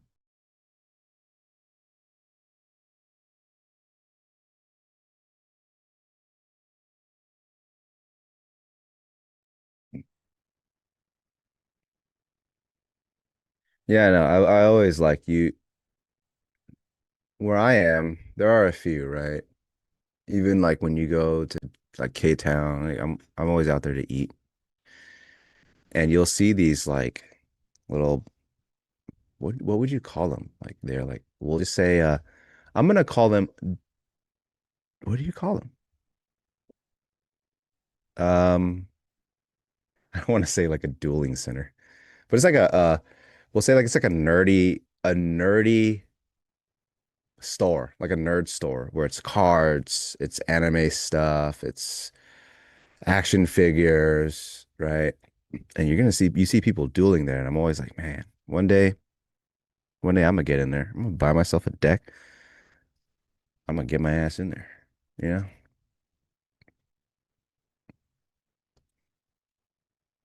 Yeah, as a kid, I loved Pokemon, I'll tell you that much. That was my thing. Had all the cards. At some point, my parents just threw them all away as I grew up. So that sucked because apparently they're worth something now.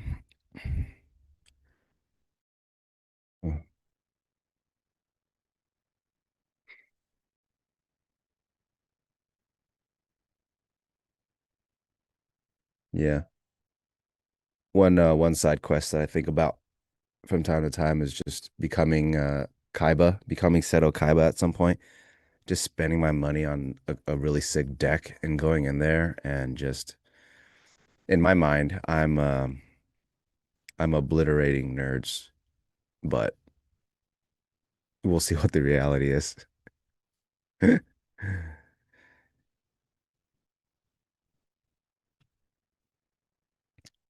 What is recommended NQ delta consecutive bars?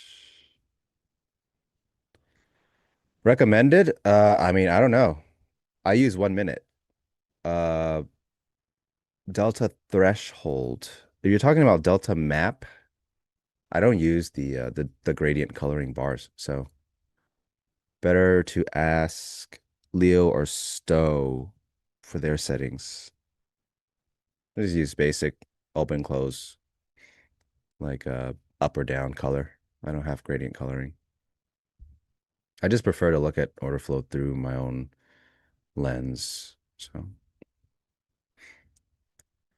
you wearing an Eagles hat or blue eyes? It's whatever you want it to be.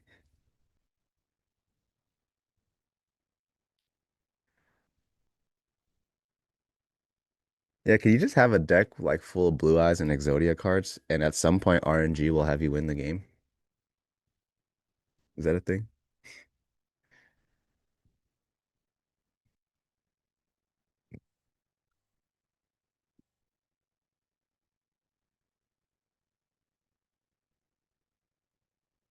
Shredded thousands of dollars in baseball cards? Why? Like unknowingly? Oh, basketball cards, dude. When I was a kid, I spent so much of my parents' money on basketball cards. I've always loved basketball, so yeah, basketball cards. I got a LeBron rookie card, and years down the line, I was like, oh, this must be worth so much right now. Maybe it was like 10 years ago or something. I Googled it and I found eBay listings. All right, chat. Yes. Yeah, I need to buy the arm thing and all. Well, you know that thing they wear on their arm when they pull the cards out? Yeah, just go in with a robe and like the arm gadget, right? That's the look. That's the new modern Kaiba. No more trench coat, whatever it was. It's a robe. But yeah, guess what the LeBron rookie card is worth right now, chat?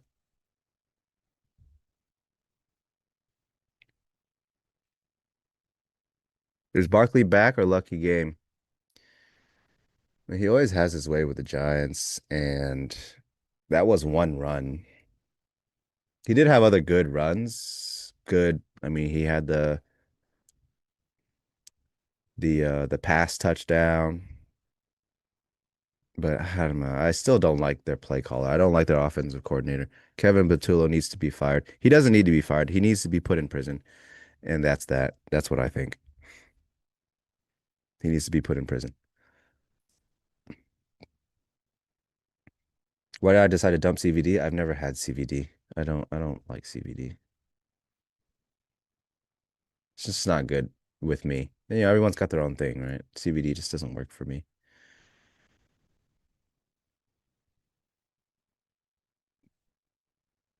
You take setup to pull the dragon. Pot of greed. All pot of greed. Right? That's the thing where you just pull more cards or something, right? All pot of greed and blue eyes and Exodia cards. That's the build. AJ Brown was out. AJ Brown has been injured since before the start of the season with the hamstring. I don't know why now. Well, obviously it can get worse as you play, but yeah, that's been an issue for a while. But now it's enough of an issue for him to sit. So I don't know how, I mean, I know in football, hamstring injuries in particular take a while to get through. So I don't know how long or how it will affect further games from AJ. I know Devontae kind of had a hamstring thing too. I think he seems fine now. But AJ did have issues with separation early in the season, separating from his defender. And obviously you attribute that to an injured hamstring, but he is still AJ Brown, so I mean, he's strong.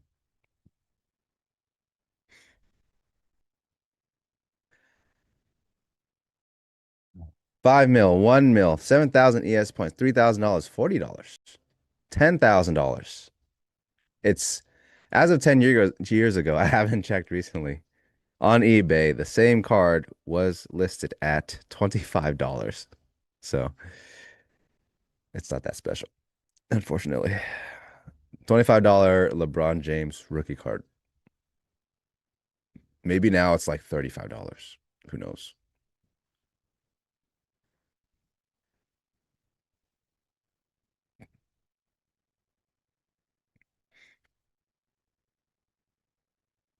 Worth 1K and now it's peanuts. That's surprising. I thought it would just continue to go up. Especially after they retire and stuff, right?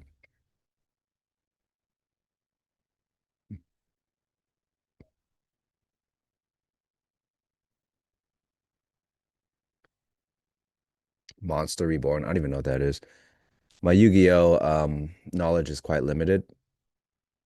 So I might be coming into the duel with what I think is the sickest deck, and it's just complete dog shit. It's possible.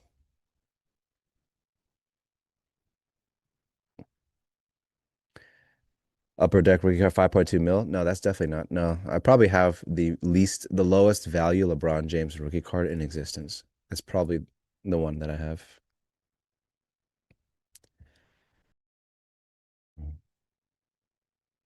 Who's not the GOAT?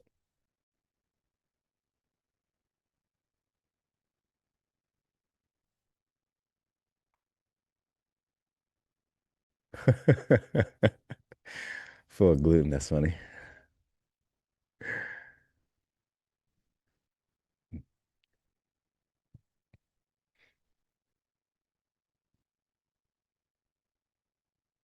You guys just Googling basketball cards now?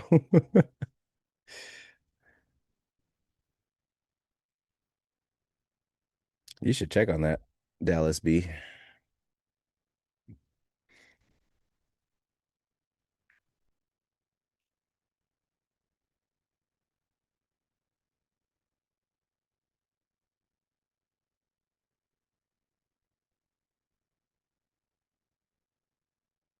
Has LeBron ever actually said that he's the GOAT?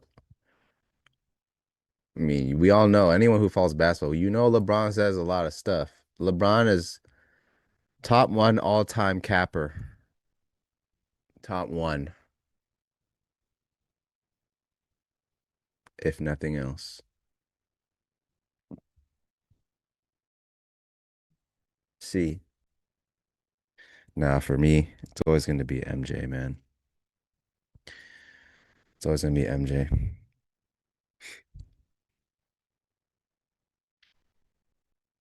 He was the first one to defeat the aliens from outer space in the greatest movie of all time. Dude, what am I supposed to do with this market? Look at this. Jeez. Should have just closed my eyes and longed gold at some point.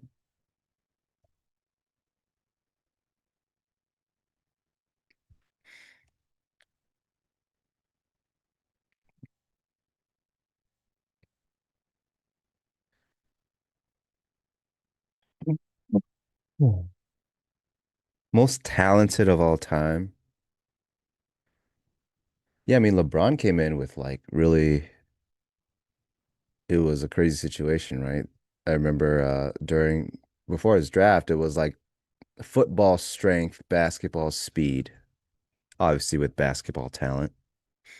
So this guy was like the ultimate phenom, the ultimate basketball specimen out the gate. I mean, and he's proven it to be absolutely correct. He's playing in his like 45th year now. He's like 64 years old. And there will be games where he can showcase that he is capable of being a top five player. I don't think he's a top five player anymore, but if someone said they thought he was, I wouldn't call him crazy.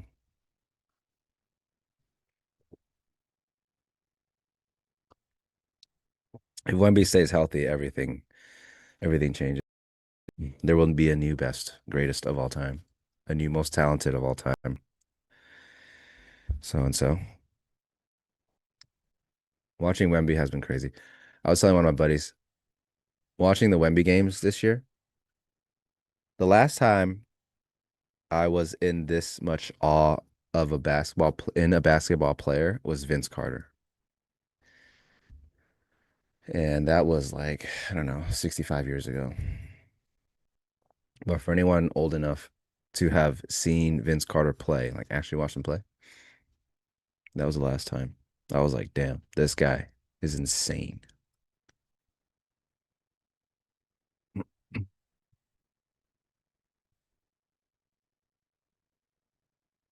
Spurs 4-0 for now, but they haven't played any really elite teams. The Mavs were supposed to be elite. They are certainly not elite right now. But yeah, they haven't really played any really elite teams. We'll see. Steph Castle is still 2 turnover prone, which kind of sucks to see, but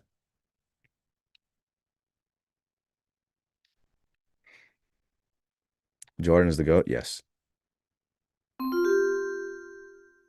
Edge alert. Crude oil trading session lows. So oil wants to move today. Now the oil wants to move, unlike yesterday. Nothing else wants to move.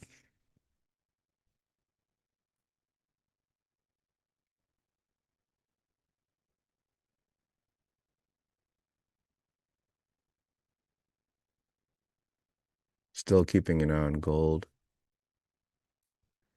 I think it's going to be gold. I'm not sure ES or NQ will do much at all, so.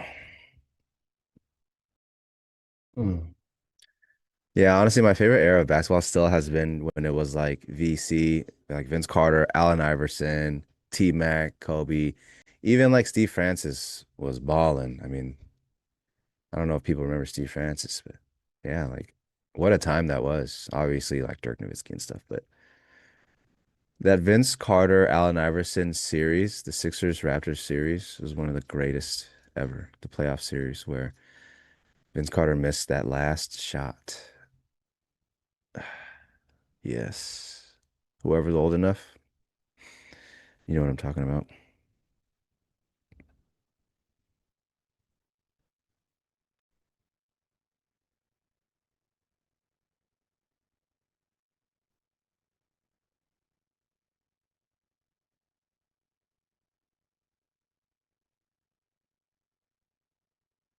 Spurs did what in 2013?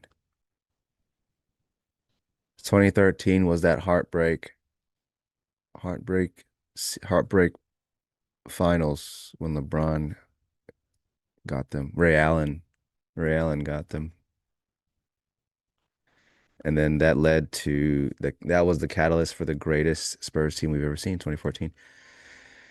Stowe, someone in chat asked where you are. They were like, "Where's your best bud, Stowe?" He literally, I think he said that in verbatim. Where's your best bud, Stowe? So good morning, Stowe. We're just talking, huh, baseball cards, basketball cards, Yu-Gi-Oh cards, Yu-Gi-Oh dueling, football, basketball, anything but the Nasdaq is what's going on the stream right now.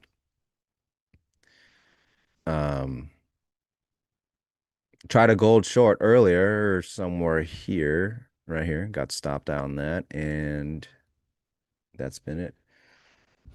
Wemby has been going insane. Yes. Jokic is still the best, you say?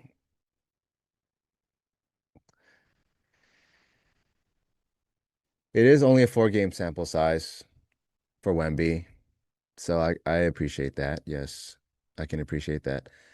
Still, it's Jokic. That's definitely the proven one. I would say my number one is Jokic. Yeah. There was a time, I think it was when Jimmy Butler was on the Heat. I think right before maybe when I was like, if you can put Jimmy Butler and Jokic on the same team, that team might three-peat. Obviously never happened, but those were the two players at the time, Jimmy Butler and Jokic, that I thought would go so well together. High IQ players.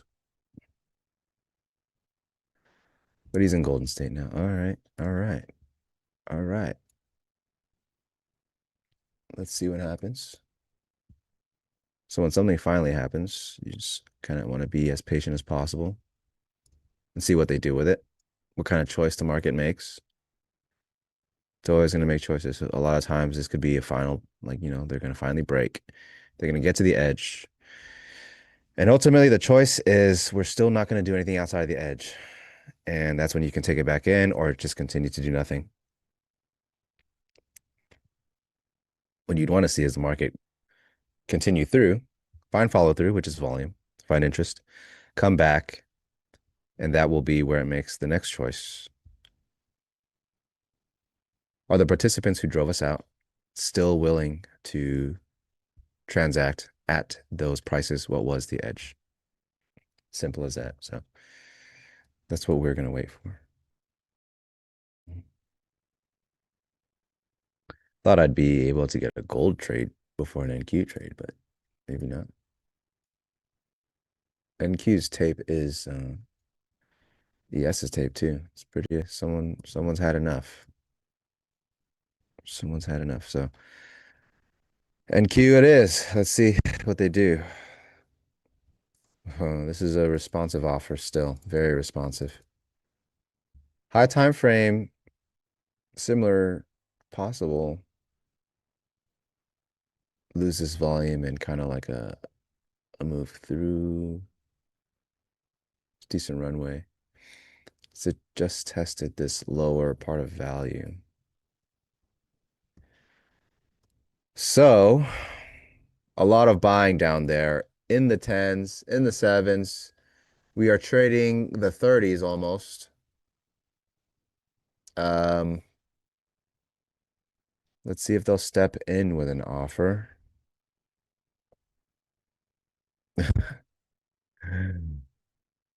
All right, guys. So it's not that they found like super crazy offer lifting down there. It's that they ran into a thicker bid than they would have liked.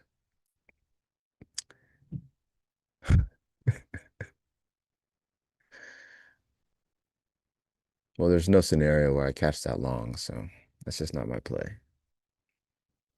Yes, IB low break. Back to the scene of the crime. See what they do.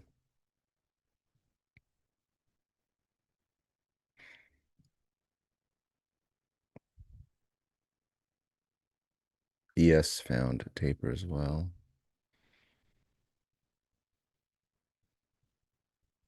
Bought up naturally. Back in the thick of it. Gold still nothing.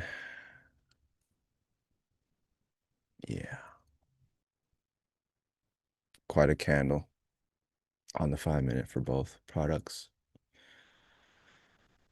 We'll see.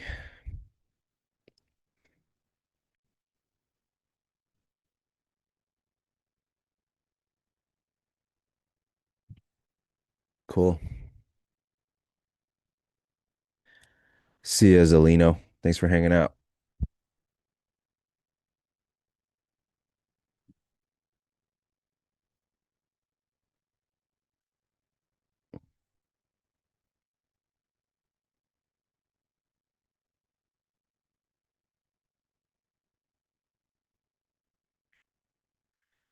So my thing now is as the market came down, right? We were patient. We waited for them to maybe make a choice, seemingly made their choice. They're not going to go any lower. And knowing that, does that make me want to offer this? No, it doesn't, because right now I'm coming off of the information that the market decided down here that there's no one willing to push further. If we have that information now, we had it prior, check this out, right? This was a buyer that stepped in. They came back to that spot and the selling stepped off. So now that I know that the market made this decision at the spot now, I'm just not interested in shorts. I'm not interested in longing this spot either. So that's that. Sometimes you just do nothing.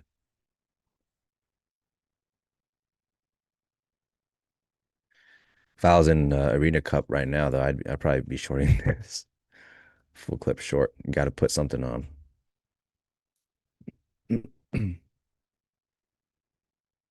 Probably would have flipped long gold long ago. Like after this, I would have just flipped it long. Just be sitting in this. But yeah, to me that was a pretty key decision here. had their chance, got to the spot. And this is something that I have a whole thing on in my playbook too, waiting for the market to make choices at key spots. This was something that should relay a lot of information. And if everyone's seeing this, right? If everyone's seeing that, hey, there's just going to be no participation down here, this is likely when other, like the breaks on the other side tend to happen. When the market's like, all right, look, we've done this twice. It's been the same choice. If anyone's still looking to buy, they pretty much know now that they're not going to be able to really buy these lower prices. So there's a chance that buying can flood in at these break points and push price. Unless obviously there's a thick enough offer, then you just continue to do nothing. But to me, that's the function of the market.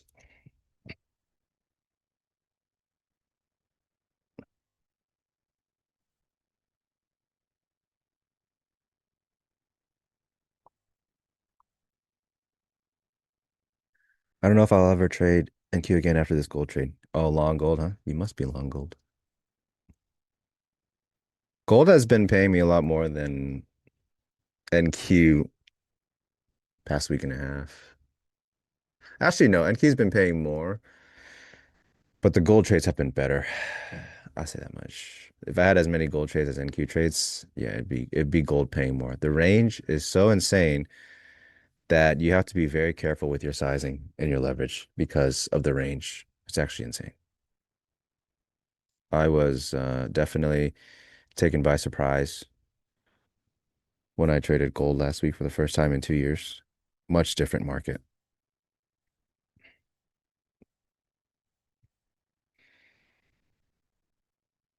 NQ been tough or I'm in a slump? I think NQ's definitely been trickier.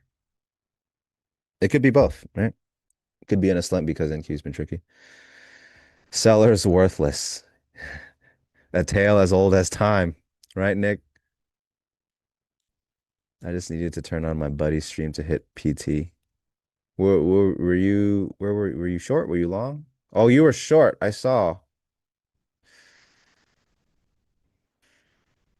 That was the short scalp for the Arena Cup. Oh yeah. Like, oh, if I was in the Arena Cup, I would just slam short right here. Yeah, but that's not how I trade. I like more pieces together, honestly. I'm very happy to just do nothing.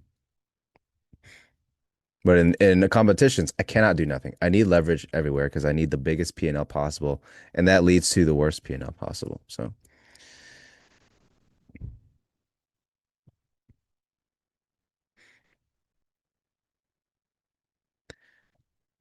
he says, yeah, I was short. I gave up there. Yeah, you and every other seller. Daniel Rodriguez, my man. Good morning.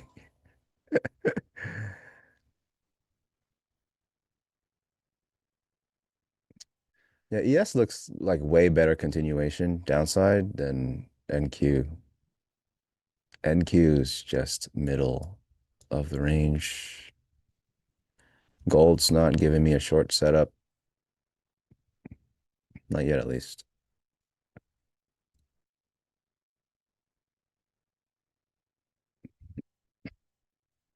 Could follow NQ short based off of ES. The tape is still pretty offer. I'll try two for now.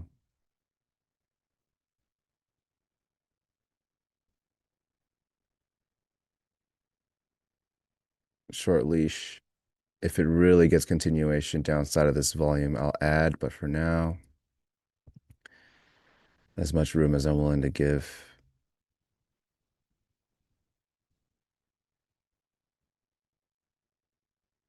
They do have a reloading offer still, so.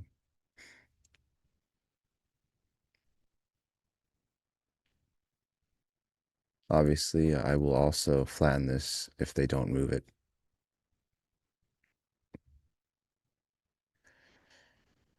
But there is a reloading offer here.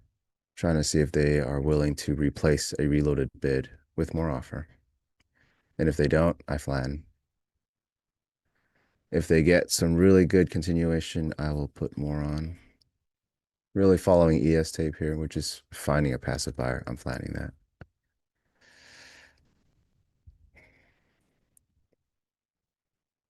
Flattening that.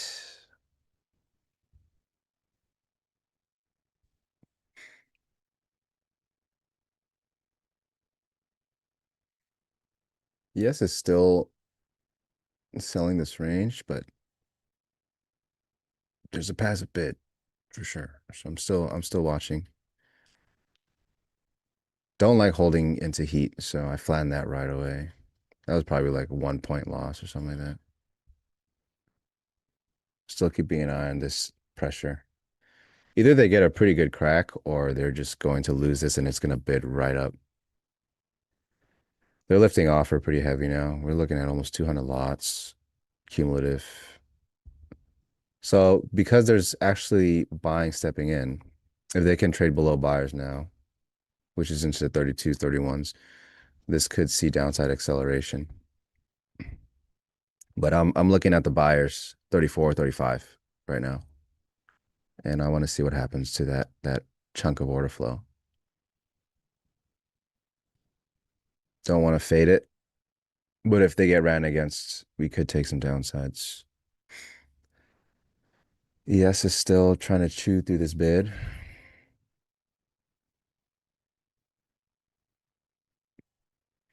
39s, 30 lots, 42 lots.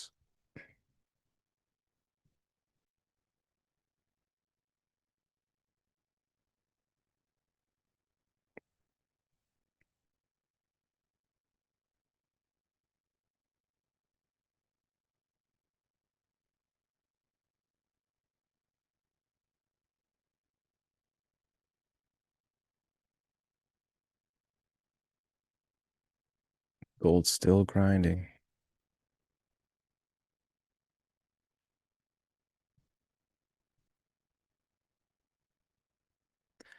So yeah, big buyer, 33s, 34s, 35s. They're getting continuation right now. Good thing I flattened that thing. So back to doing nothing.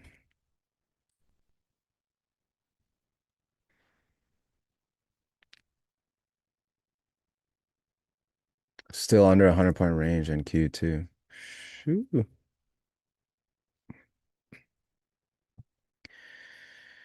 Let's see. Stupid NVIDIA. ES overnight low for you and Nick.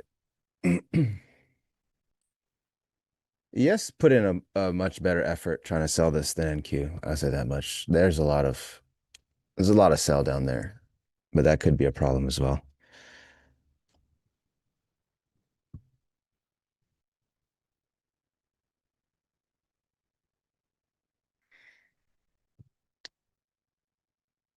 Ox Acer.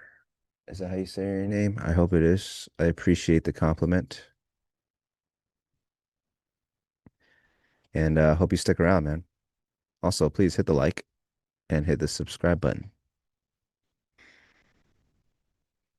DX is short. That was great when you said earlier about waiting for the market to make decisions. That is what I needed help for sure. Yeah, if or whenever the playbook is out, there's a huge chunk that is about just doing that. And I do give some scenarios. Actually, I give a lot of scenarios about what it can look like when the market makes decisions and what it can lead to. And I think that will clear a lot of things up for you. So it's a huge part of my process is if I can look at a chart and I feel like there are still a lot of decisions to be made, there are less things for me to do. So as the market makes a decision somewhere at a reference point, it's likely going to lead to the next reference point. And then you kind of take it step by step, informing your overall, it could be a bias, it could be a plan, it could be a trade thesis. Yeah.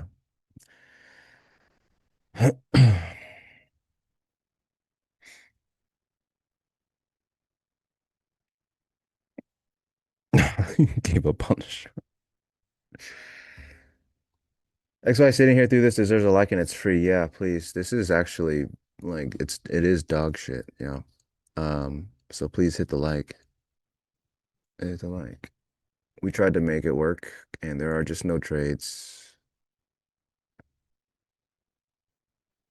Plenty of time left in the day, so I don't really feel too bad about it. I'm not in a hurry to do anything. Plenty of trading days out there. Plenty of hours left in the market. What's the hurry?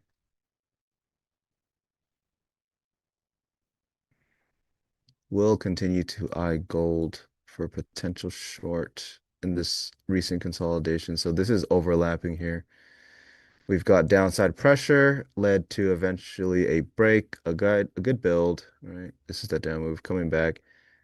We're gonna look at this overlapping value here, or overlapping volume, we'll say. It's two nodes.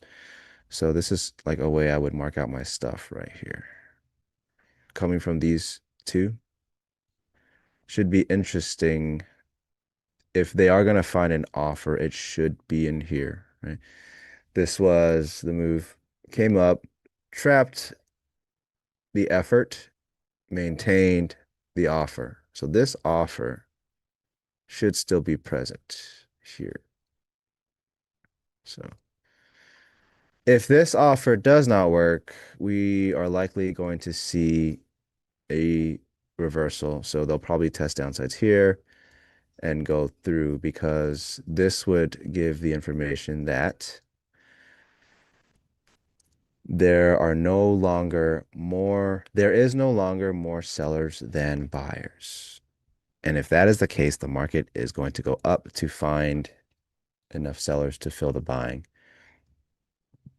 So this is decision points, right? This is a decision point. This is going to be a pretty crucial decision point in my eyes because of the effort that was put in.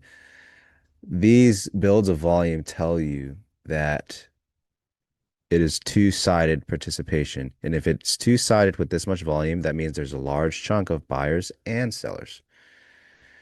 Whichever way the market breaks gives you the information of who's got more, who's in control of the market. Coming back, it should be a reoffer. If it is not a reoffer, the sellers are no longer in control because you see two instances where they were.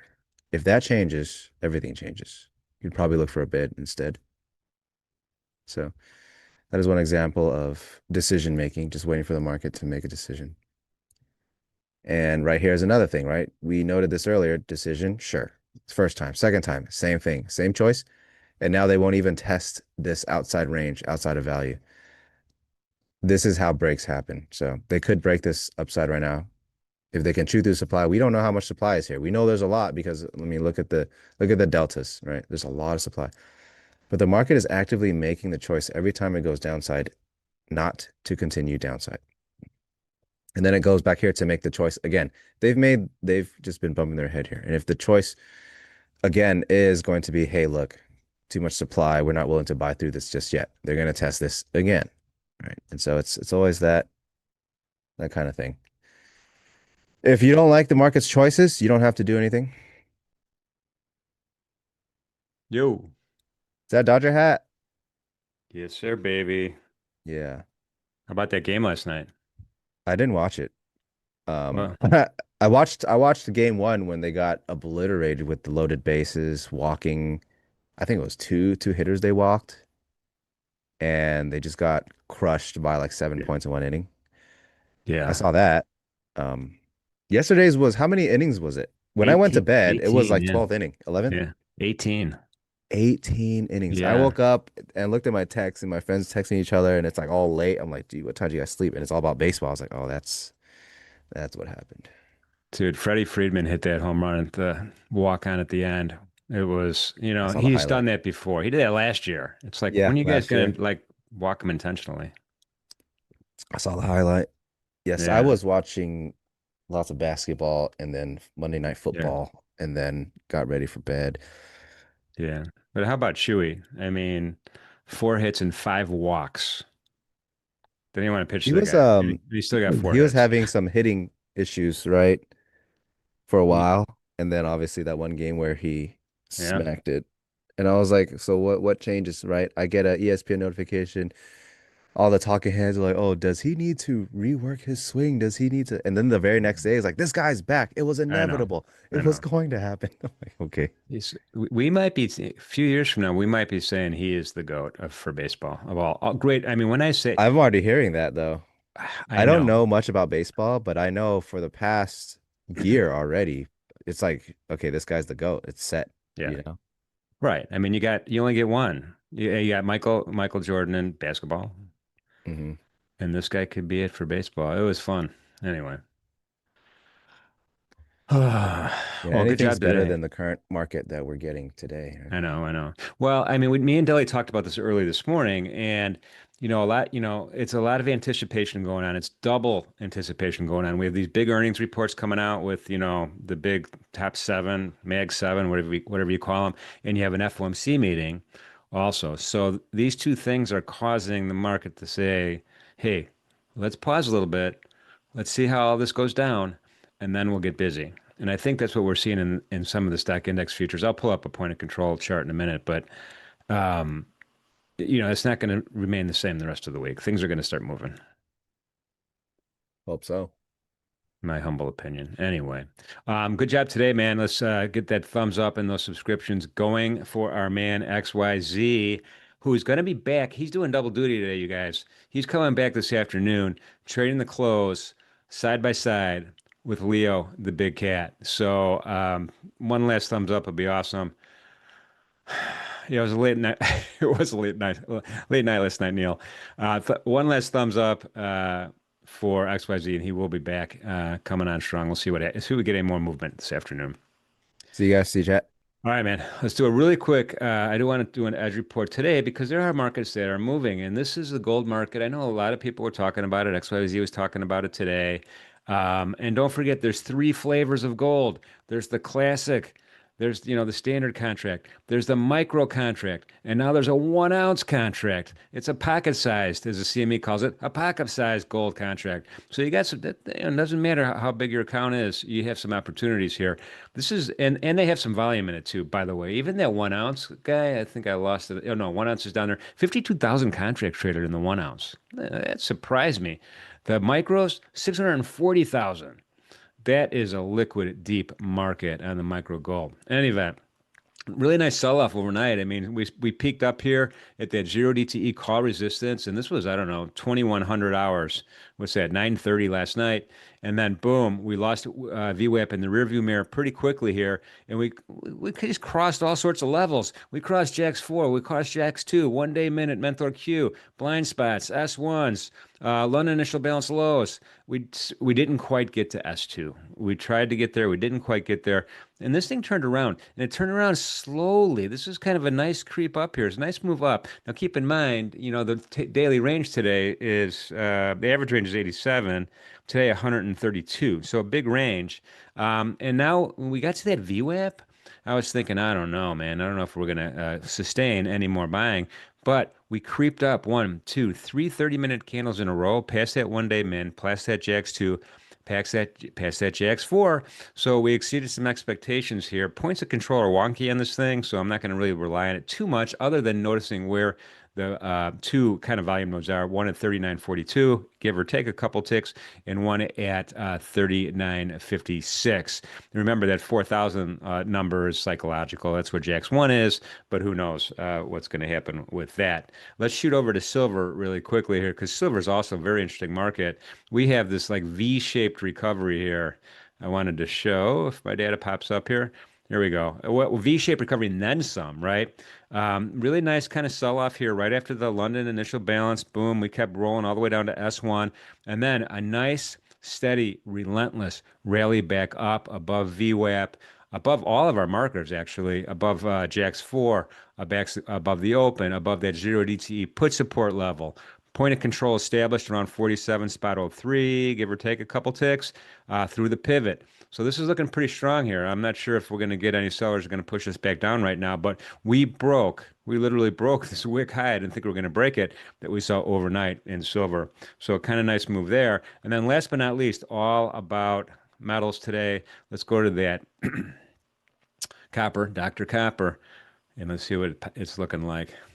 Well, really similar. So, there's some systematic price behavior going on between silver and copper. They almost look identical, right? We didn't quite take out that high wick overnight. We came close. The pivot's kind of acting as resistance right now in Dr. Copper, but this is kind of systematic price movement. We have a competing point of control right here around 5.150. Lastly, but not leastly, let's just pop over. We'll pick the E-mini S&P. It's the easiest one. Trading at 69.11. And what we were talking about earlier, bell-shaped curve trading. Look at this point of control. This point of control, this is the volume point of control for the session.